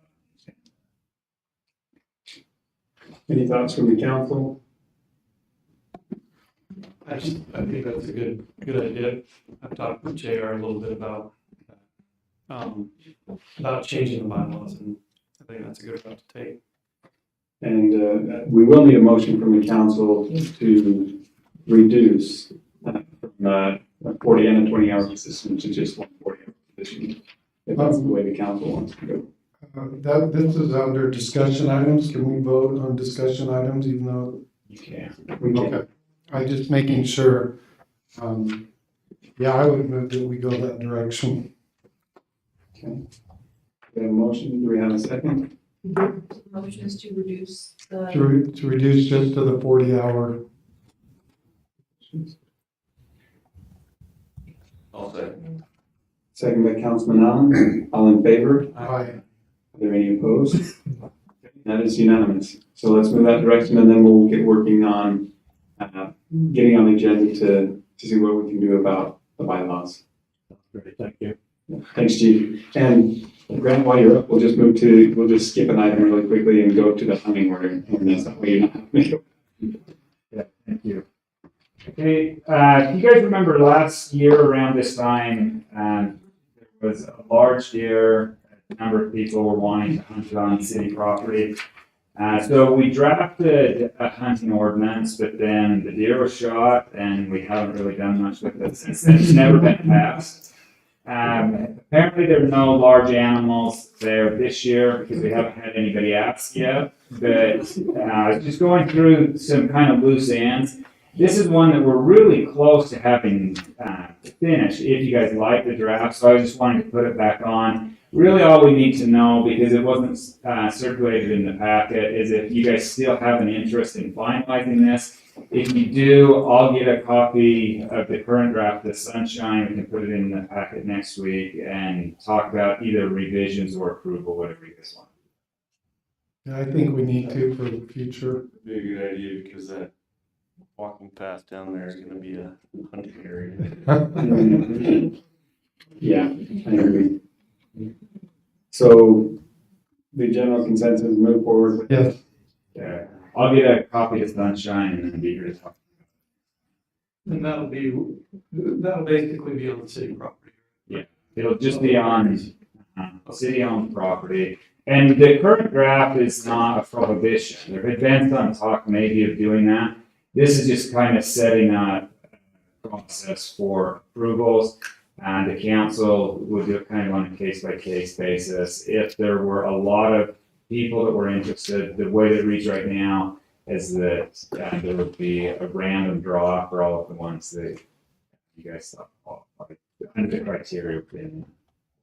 And would it specify which areas are available for hunting and which areas are off limits? Yeah, part of the criteria in that for you guys to consider on whether or not you're going to allow it at all, and again, it's on a case-by-case basis when we receive requests, is safety is the biggest one, especially as Councilman Allen pointed out, the walking path going through there, that'll be more of a concern probably than it has been in the past. So there are several things that you guys can consider in deciding whether or not you're going to allow it in any location.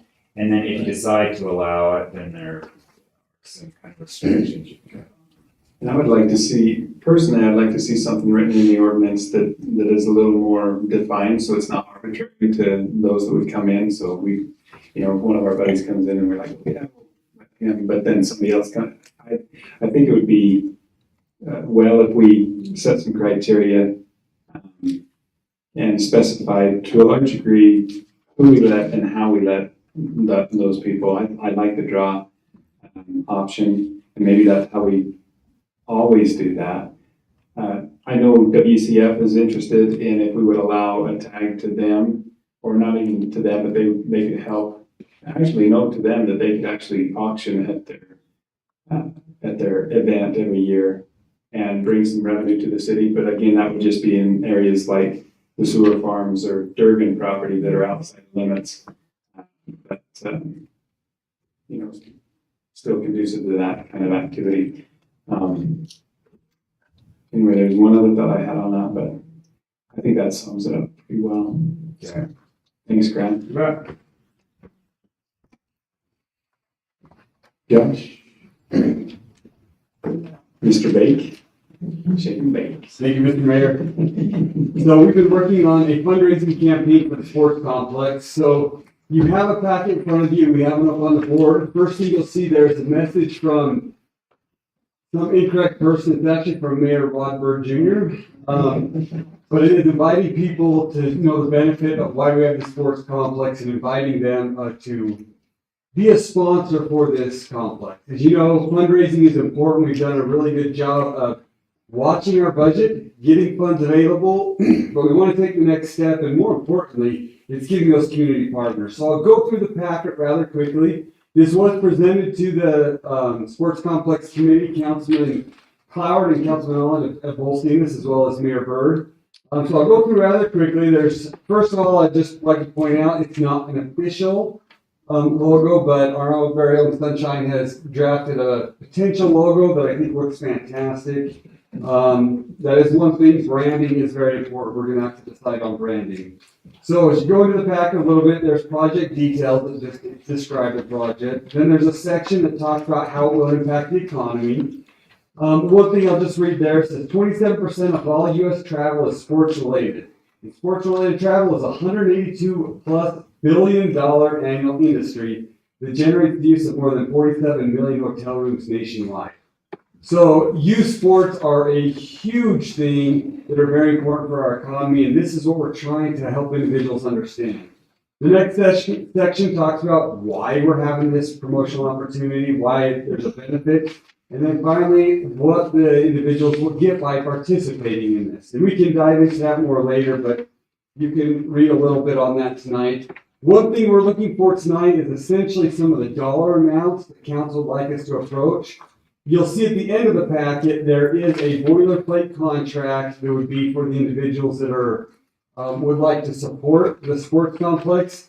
That has not gone through legal review. It's one that I threw together quickly, so please do not approve that tonight, because I definitely want Grant to get his stamp of approval. But that gives an idea of what kind of a contract we would have with individuals. But really, the sky's the limit is here on what we want to do for sponsorship opportunities. We can do things as simply as the facility naming rights.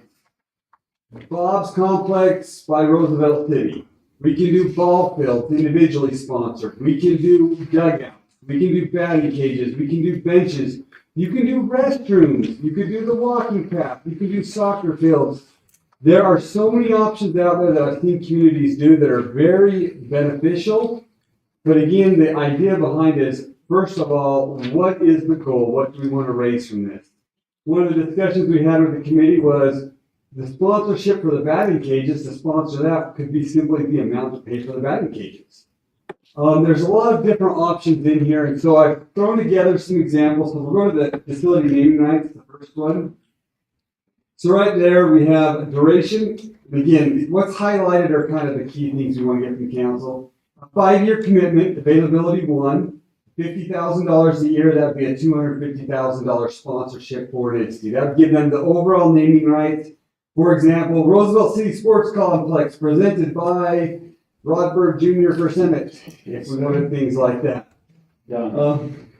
As long as I donate to my campaign. But there are ways to make sure we're not losing our identity in that. And that's an example there, the Roosevelt City Sports Complex presented by so-and-so. And again, I have samples on here, sponsor name displayed at facility entrance with monument, sponsor name displayed on walls of admission entrance. Different things on there that show the benefit that they get. One of the conversations we've had with the committee is there's a huge decision for council. We can shoot really high, sky's the limit, get huge funding opportunities. Maybe we get them, maybe we don't. We shoot too low, we sell them all out. It's great, we get the interest. Ideally, we get in the middle where we can get most of them sponsored. One thing to keep in mind, if anybody that has kids, you know this is a booming industry. We have tournaments that are going to come. Any business that sees and goes to one of these tournaments is going to see, holy cow, there are people here. The opportunities are definitely going to grow. We need to decide as council how long we want the commitment to be, how much we want it to be. Is it more beneficial to do all of our sponsorships or leave some of them open for those businesses to see there's some future opportunities? It does not have to be decided tonight. We can't, it is very important for you to think about this, discuss this. One of the recommendations I've read from multiple fundraising sites is once it's decided what we want to do, before we blast the campaign out to everybody, is the mayor, myself, maybe some committee members, council, we approach some of our big community leaders. And we go to them first and explain the purpose of this, what our mission statement is, what are the benefits, give them that one-on-one, I don't want to say sales pitch, but promotional opportunity of what the benefit could be. Once we've hit our big community partners, then we do a citywide blast and help people understand the benefit.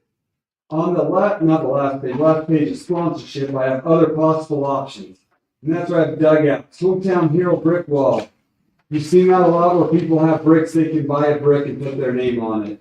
We do backstops, benches, scoreboards, soccer fields. There's things on there that we don't have in our budget. We're not planning on putting scoreboards. However, if somebody wanted to approach and said, I'll pay for a scoreboard, that might be of interest to the city. So there's a lot of options that are on there for opportunities, but it is ultimately council's decision what you want us to fundraise for. The last thing we want to do is go with a handout and say, give us money. Well, we want money for this project. It's a lot better if we can exactly show what the benefit they're going to get and why it's important. Because we know that it's a huge industry. We have countless teams. There's going to be a lot of people up there. There really is. This will help show them the benefit of it and get the commitments. So first question I have for you is, what questions do you have for me? Because I've dug into this and looked at a lot of research on different fundraising campaigns. What questions can I answer? General questions first. Doing it specific. Councilman Cloud and Councilman Allen were there, so they have all the answers for you.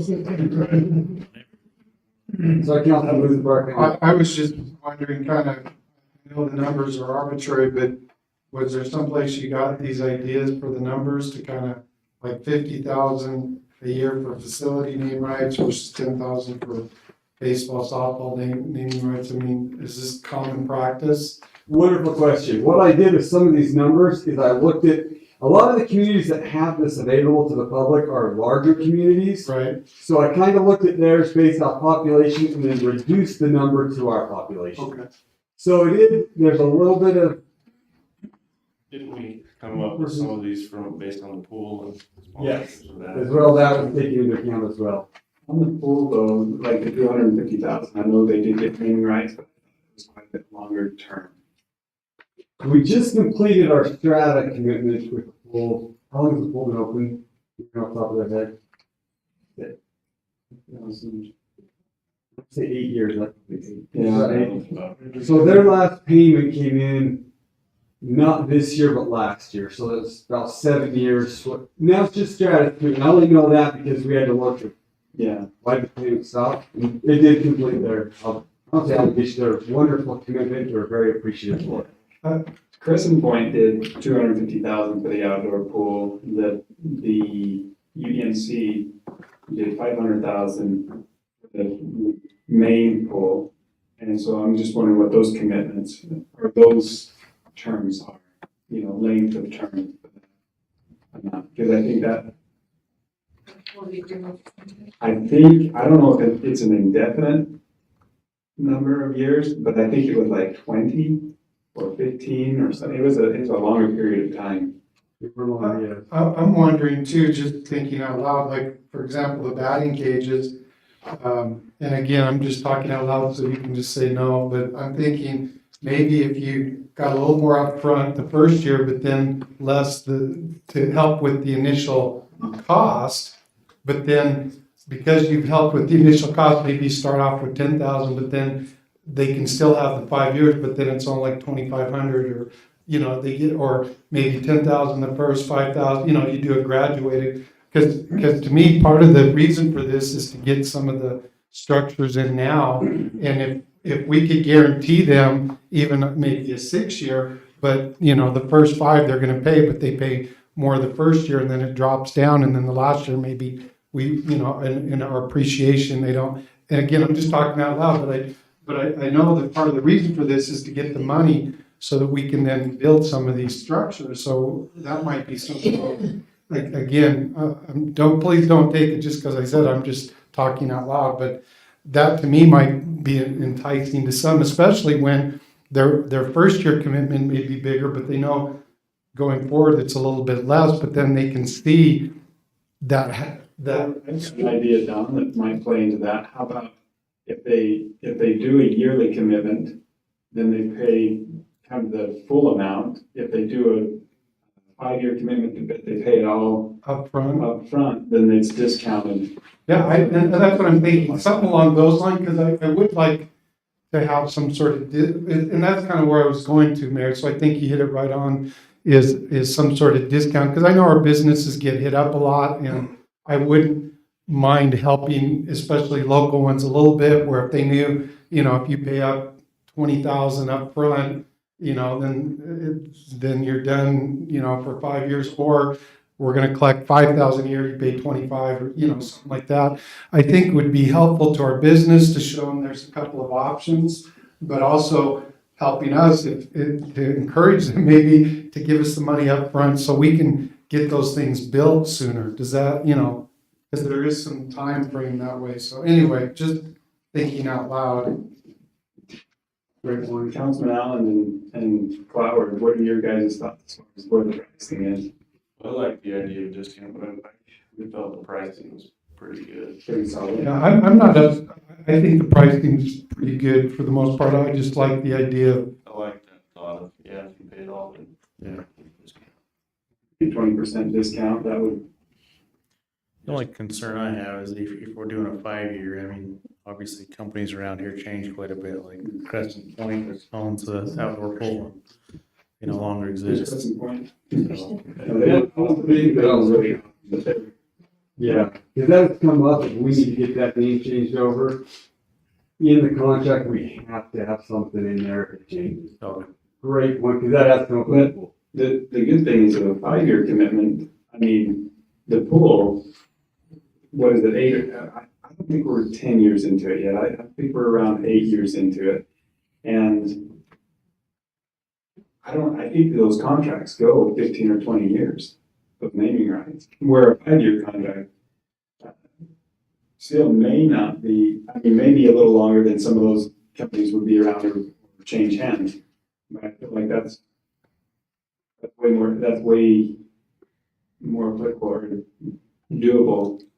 Well, and I think if they chose the, sorry, Mayor, I was just gonna say, if they're paying the yearly payment and they don't pay because, you know, the company, you know, changes or whatever, then, you know, whoever takes it over would have right to take that over, or if they don't want to, then that would open that up to then have someone else. So if they did the yearly, the only problem we'd run into is if we, you know, with the 20% or whatever discount, we decide they have the 5 years, you know, up front, and if it changed, then, but we could still make it in the contract that if the company changes hands, they would have first right of, you know, taking that on, and maybe there'd be a small fee for, you know, getting something changed over or something, but we could look at.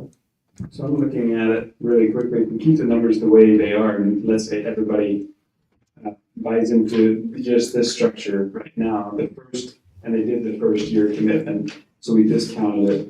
That would be approximately, let's see, that's a batting cage sponsorship, so that's only gonna, how many batting cages do we think? One, maybe two? In a perfect world. Well, but I think, but that goes again, We get four. And so that is, 600, no, excuse me, that's 440,000 the first year. Pretty much do most everything that we want to do. That's what I'm saying is I think if we could do two, my recommendation is here's the price per year, or it will give you a discount if you want to pay out for the 5 years, with the idea that we're using that money to get the infrastructure in, right, that we need.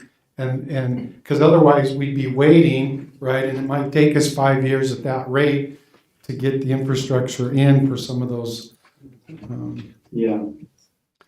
Would this continue on for just help with operation and maintenance of the park? Yeah. Whatever Use money upgrades over and- yes. So that'd be approximately 100, could be anywhere from, $85,000 to $100,000 a year, depending on just continual revenue. So this would be, with this, I know this is for the project that we're putting in, but would we apply this and do some kind of similar thing for the other baseball diamonds as well, if we're gonna continue this on? It's an option at council discretion. We can see how it works. If it works, then maybe it's something we do over there, because those other ball fields are gonna get utilized heavily as well, especially if we have tournaments and things coming. There is a lot of benefit in doing similar things like this. I worked with the hockey program in Vernal, and they sell the ice logo, they sell banners on the board, and if you've been to the ice rink, it's not in great shape. And they don't make a lot, but for center ice, I believe it's upgraded now because now I have the Oilers, but it used to be 5,000 for center ice. And that's a logo that you can't see very well. So this, I think, of the amount of people, there's a great opportunity to be beneficial for the business as well. Because there's going to be a lot of visibility with a lot of these teams that come. You're going to want them. They said on average, each player will bring 3 people. Sort of the statistic. We are details. Probably not at the national. On the other possible options, I definitely think that, because we decided not to put concessions in, but we talked about having trailers, but I think that if we're gonna allow trailers, there should be some, fee that, for rights to have, that location. Obviously, we can provide water. So right now, like the food trucks pay a fee to the organization that they're there for, so they pay. And that's fine, just so that there's, softball. yeah, and I don't know that they have to pay the city, but I think they would need to pay a fee of some kind. They do right Yeah, now. okay, and so maybe, if they're doing that already, I don't know that I would change that one then, for that one. I think scoreboards is another one for sure that, we're not putting them in, but if somebody, Pepsi's notorious for putting scoreboards in or others like that, if they wanted to do that. I kind of like the brick thing, if we could have that, I just don't know if you could get it in time, but it'd be cool to have like a brick path or something where people could spend $10 a brick, community members could buy a brick and put a name on it. Yeah, that's what I was thinking, and I know it would have to be, if we did a path, it would have to be incorporated with the cement. And we could pave it with pavers. We could put the cement in and then put the pavers in that were just blank pavers. And then as people purchased, donated, they could get their name on one of those pavers, and then we could swap those pavers out.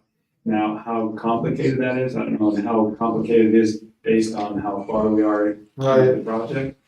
I don't know, but it might be something to ask. We've had 15 change orders already. What's one more? We have a special projects individual helping us getting stuff done.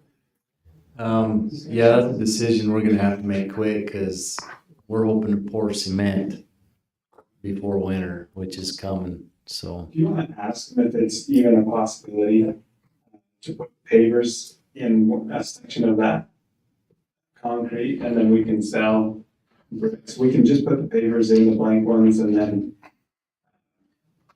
if people donate, a certain amount, they can still have their name, their family name. Yeah, because I really like that. To me, that brings the community involved. Because, businesses are great, but it'd be nice, families come up and they say, hey, that's our, brick, or those are our bricks there that we help support this. And that would probably be just a one-time Yeah. fee, but that still gives us an injection of money to do some of these other things. And it's, Roosevelt had a lot of pride for the. Right, exactly. We would want to make sure that extra cost it would be to do that, we could make that up Right. much more. Yeah, I don't know what the cost would be, but I think we need to do that. But I think you tasked Ryan with asking, seeing what that could look like, or what, if that's even a possibility. If not, there might be some other options along that same line we could look at. Maybe if we're putting up the batting cages, if you have, a brick wall with, it could be, people could, pay for. If we don't, I don't know, I'm just talking out loud, but again, I just like the community involvement on that aspect. I think that lets mom and dad and kids, whoever wants to do it, support that as well. I'm curious how many pavers that would be. In all honesty, if you could do 20 pavers, or $200 a paver, or $150 a paver, and there's 20,000 of them, you know how much money that is? That's a lot of money. This is one of those things as well, where time is of the essence. Seriously? We don't need to have it in advance or now, but we do need to move rather quickly as we're heading into this project. And it would be good to get out before the end of the calendar year, as some businesses draw calendar year for budgetary purposes.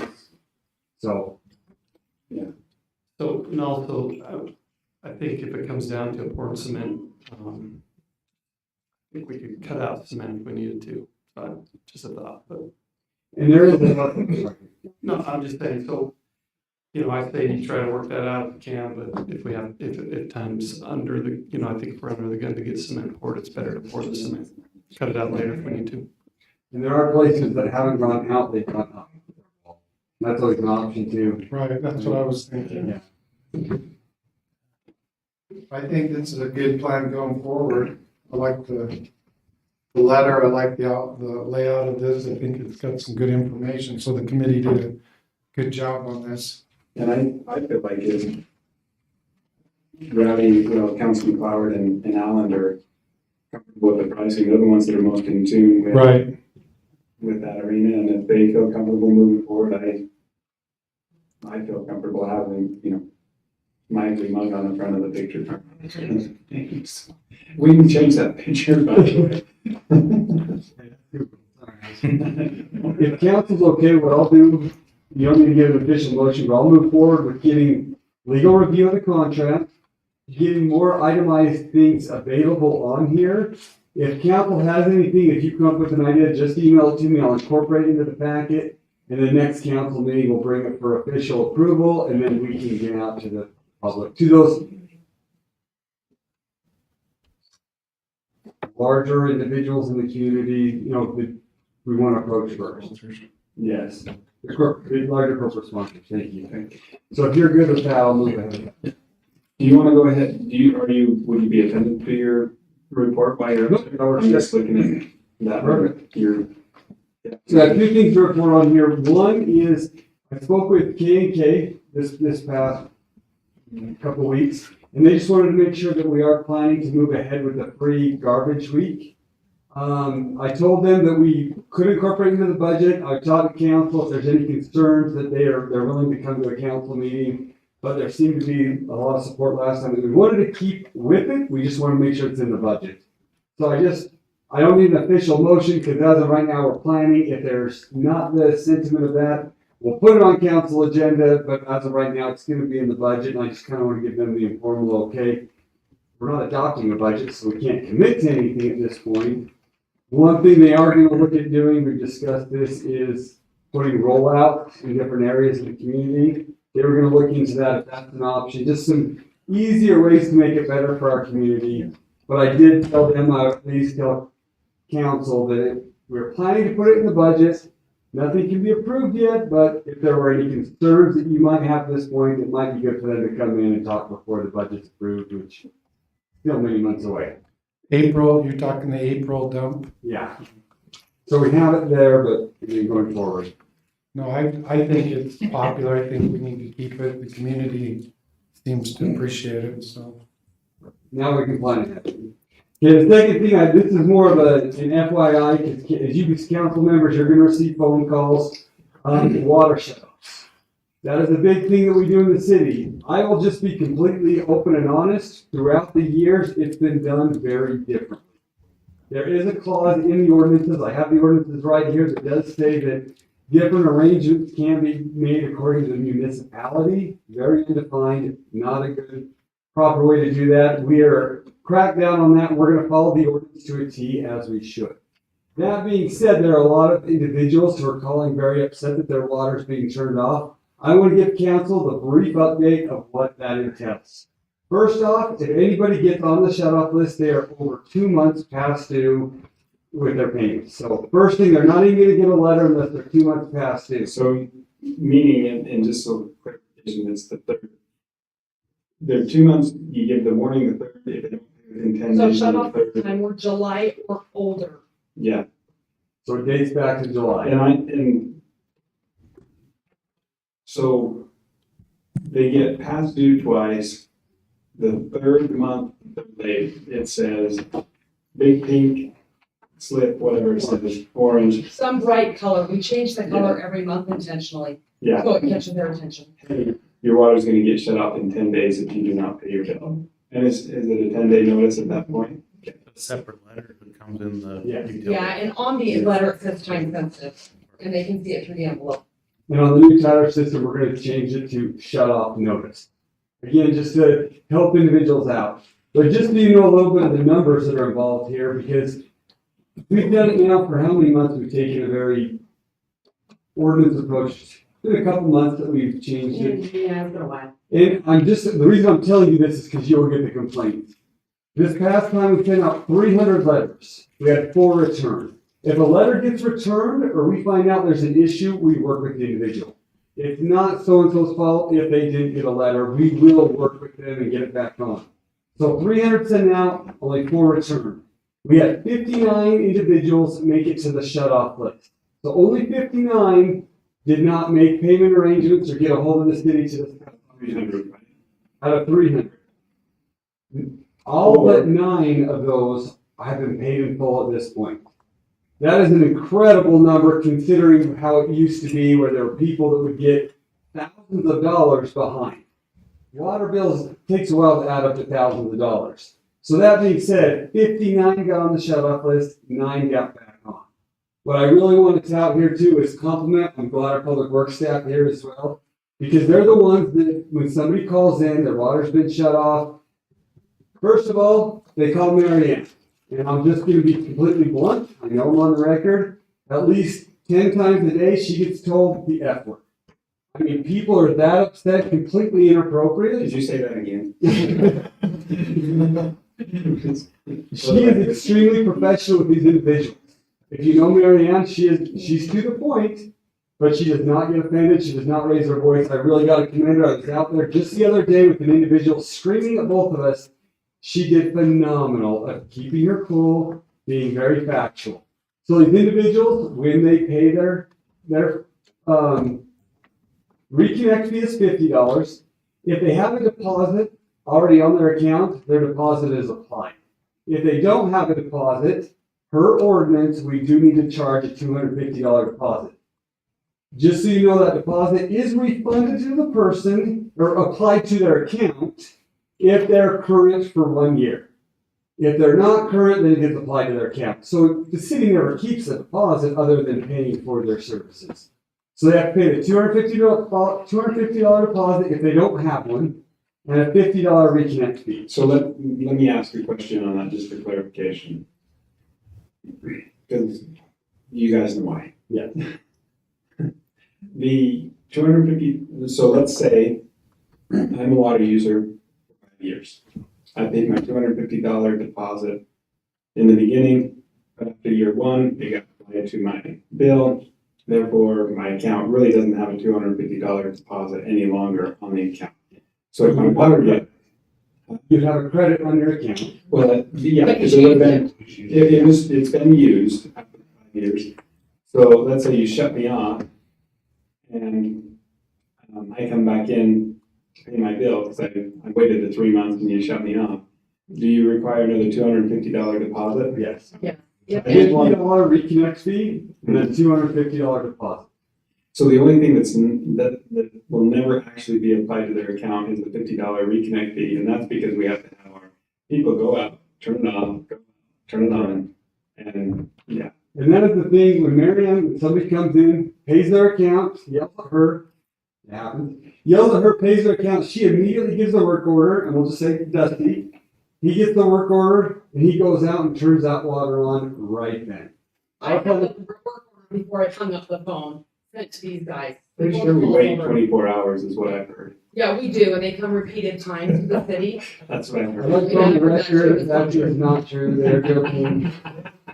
It is right away. Our public work guys are fantastic. They know during that time that they're gonna be ready to go. They're phenomenal. I really got hats off to them. They do a good job getting that water turned on right away. So I'm gonna have two other questions in all reality, and the first one is, how did this ever happen? And the second one is, how do we make sure it doesn't happen in the future? Great question. I'm gonna answer the second one first. How do we make sure it never happens? We are following the ordinance to a T. We are taking a very strict line. We will follow the ordinance. There's no gray area. Okay, we're gonna follow the ordinance. Here's what happens. This happens. We do this. Very strict. It honestly is better for staff.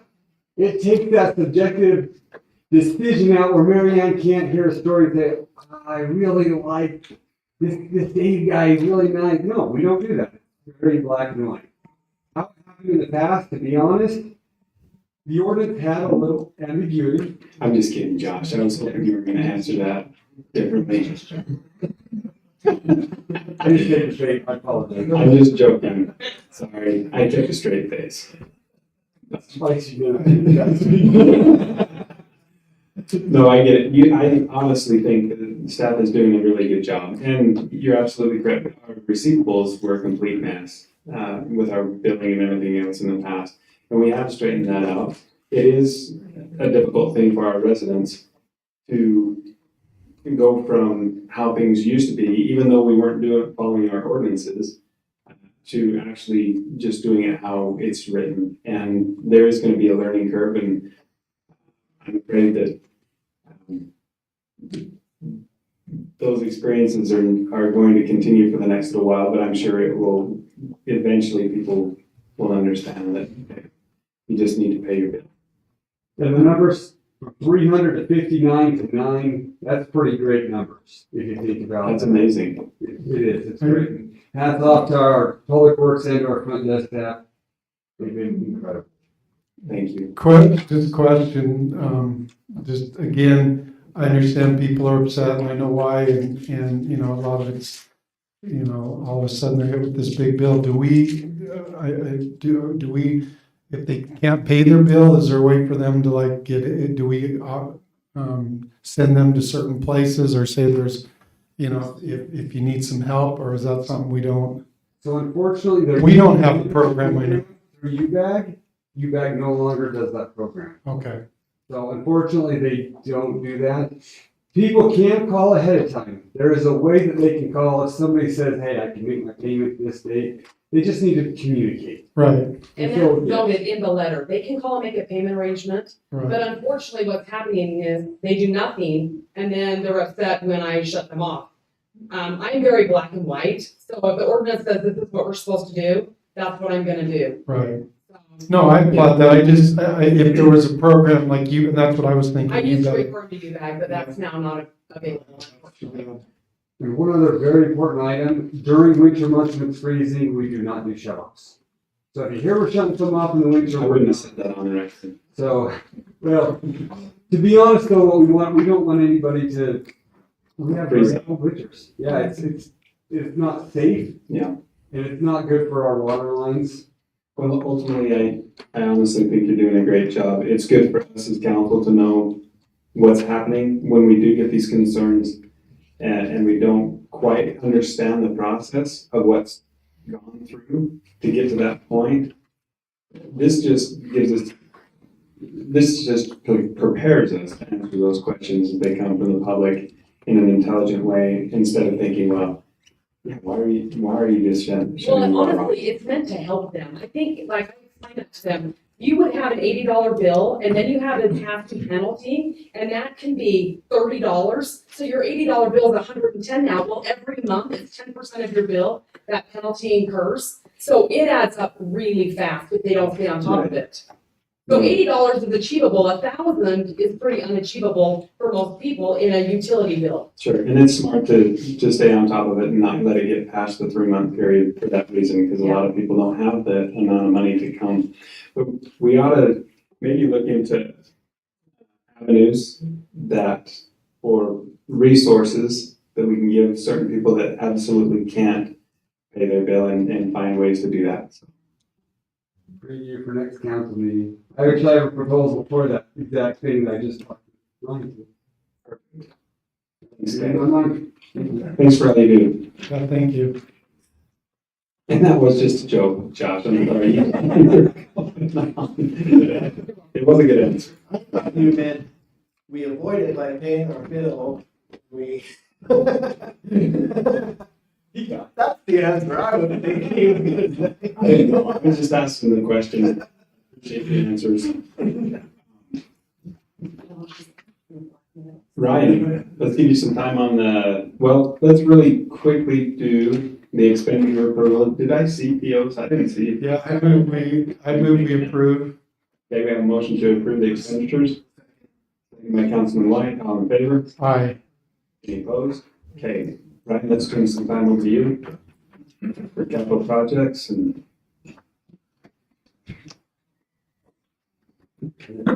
Working. I think they died on us. No, it's off. Or city manager turned it off. I just look at the little gauge in there and it tells me it's not really on. I don't have a whole lot on capital projects, but I did put a flyer that I made up in front of you.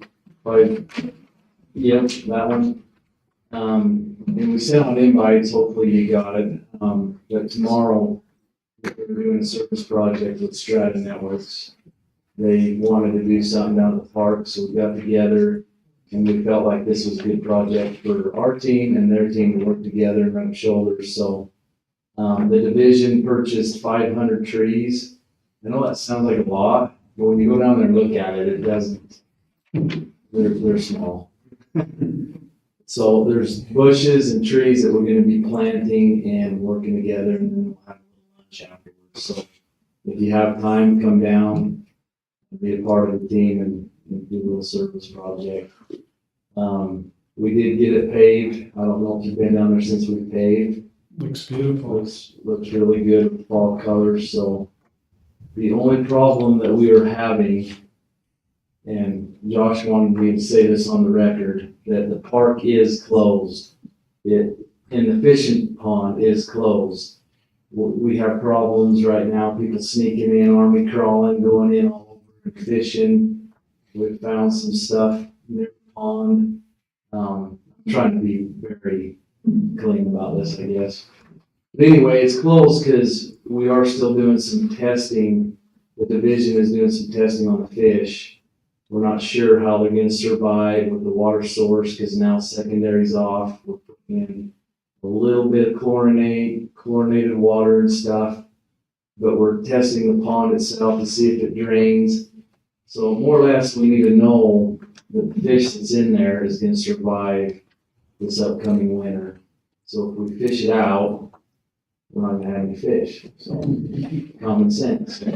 Anyway, if anybody asks you, the park is closed. I'd love to say open, go have fun and walk around, but far as, and I don't have anything against checking it out and going down there looking. It's just the fishing is the one we need to make sure it's not open.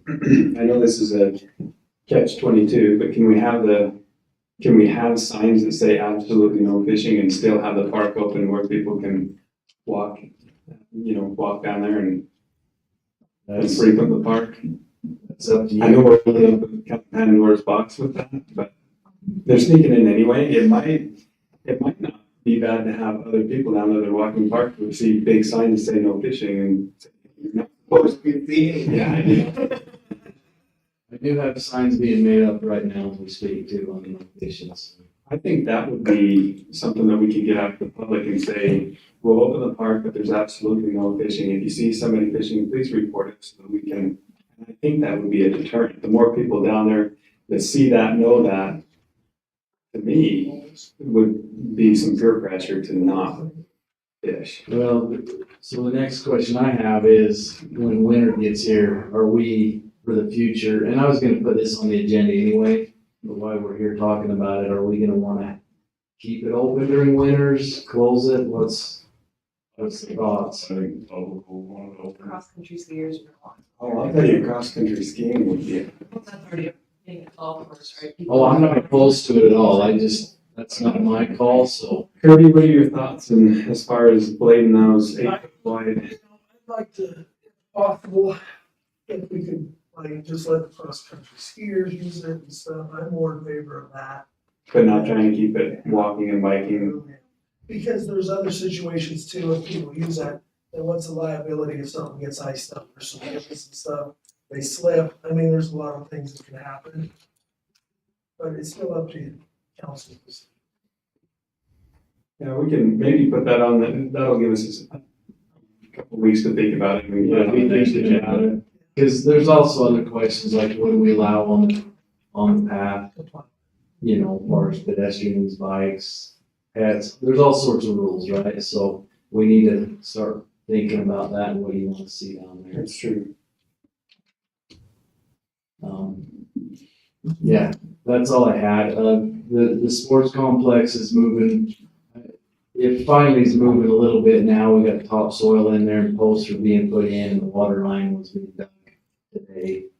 So there is some movement. I did reach out to him already on the bricks. He hasn't responded. But I'll get back with you on that. So see what we can do. And then the gun range, I don't know if you got the email, Mayor, but so the application's due this month. Mm-hmm. So Gary said he's got everything he needs and hopefully we can submit it and have it ready for funding for the gun range. If the application is submitted this month, that you take, I didn't look at It's very short. He didn't tell us when we. The turnaround time. Yeah. I'm just wondering if, I'll get with the company that I've been working with as far as dozers go and see if we can still line that up and do that in conjunction, because if we could, it would be. Yeah. Phenomenal. And then Innovation Hub, we have, they'll be starting in 2 weeks, construction. So by the time we meet again, you'll actually start seeing some activity there. And I'll get with you on that as far as make sure the clarity and everything's. Yeah.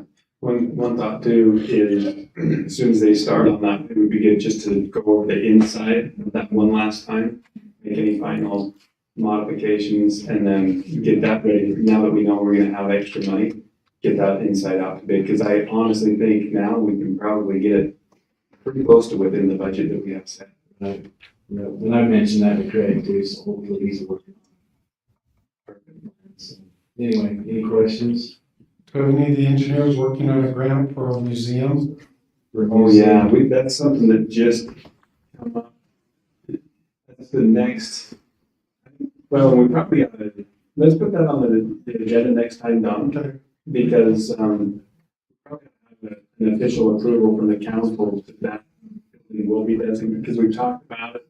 I think everybody thinks it's a decent idea to have an actual decision from the council that that's what we want it to be, and then that could spur the staff to go looking for. Well, and I liked your idea of the chamber, but if they're not willing, maybe if we made part of that some like an innovation hub office that we give them a discount, they'll, You know what I'm saying? Yeah. Or even some of our staff, if we had, you know, I'm looking at Drew's office, it's not much bigger than. It's empty all the time. Drew's never there.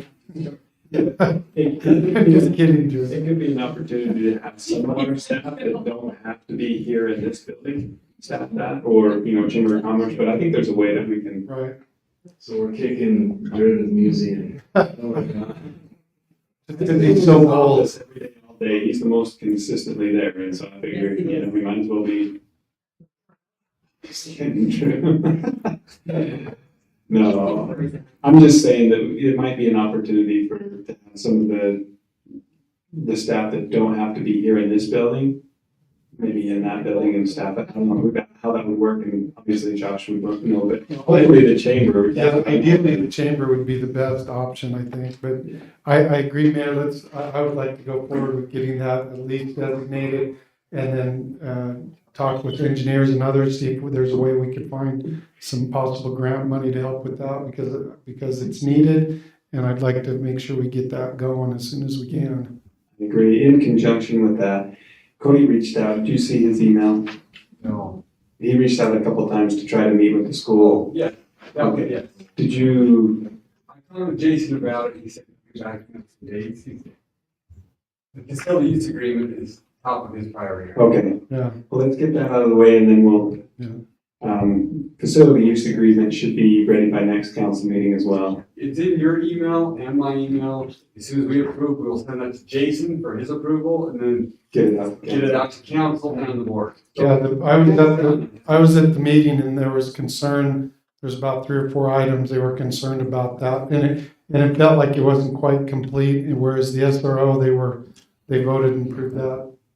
I did see some of their concerns and that's definitely something we need to talk about because the temperature of the pool in the pool wasn't concerned for them. But Oh, man. can you just like Make sure to put that in the minutes for next time, please. So, right, initially. The temperature is a concern for the school district, but it's also the largest concern we have for our constituents. And so that is something that's going to be a very difficult compromise. And so there's some things that we have to look at. I know they're paying, you know, upwards of $50,000 or $50,000 for both the pool and the golf course, but if you look at that in comparison to, you know, how much we're paying and trying to have that for our residents, it's going to be a little bit difficult to massage. Well, and you can see their side because, you know, those that have had swimmers, if you're in warmer water, it's like, you know, running in 110-degree temperature and you're sweating, and in the pool it's worse because you're wet and you don't realize how much you've actually sweat, and it can actually cause problems with the swimmers. So I understand their side. Yeah, so we'll see if we can massage some of those things, but anything else? Let's see, Ryan, any other committee reports that we have from the council? Did anybody bet on what time we'd be done? I changed my time to 8:30. Yeah, go ahead. Oh yeah, and Dustin, we do have some future discussion having them on. I just wanted to make a note that Dustin has resigned from the Utah Cities and Towns. Actually, I didn't resign, I just didn't submit my name to be put in. So he submitted my name and so now it be recommended for the board. So So they chose you? They did. Awesome, congratulations. Congrats, thanks. Anyway, if there's any concerns as far as small city governance that you have concerns with in ordinances that are coming up on the region, is it Region 7? So, 705. Vernal and Roosevelt. And go ahead and pass the word on to other things. As far as that goes. Thanks for being willing to do that. It's good to have that representation here in Roosevelt and Vernal, but I know Dustin's been great at bringing information back and keeping us apprised of what's going on throughout the state, so that's valuable. I'll try to keep y'all informed of what I'm seeing. Excellent. Any other committee reports? Dustin, did you have, it says items for future discussion. I have your name and Dustin's. I'll take you later on that. Okay? I think just my concern was that we approved displaying the motto of our nation and our chamber, "In God we trust," and I just didn't want that to fall away before we got up there. Okay. All right. Well, seeing two other need to items. go to, No, thank goodness. I think we need to go to bed. You know, I saw Biden not very long ago. I was like, I'm done. I'm going to bed. I move we adjourn then, Mayor. Yeah. I'll second. Yeah, the second by Councilman. There. Well, adjourned. Thanks, everyone.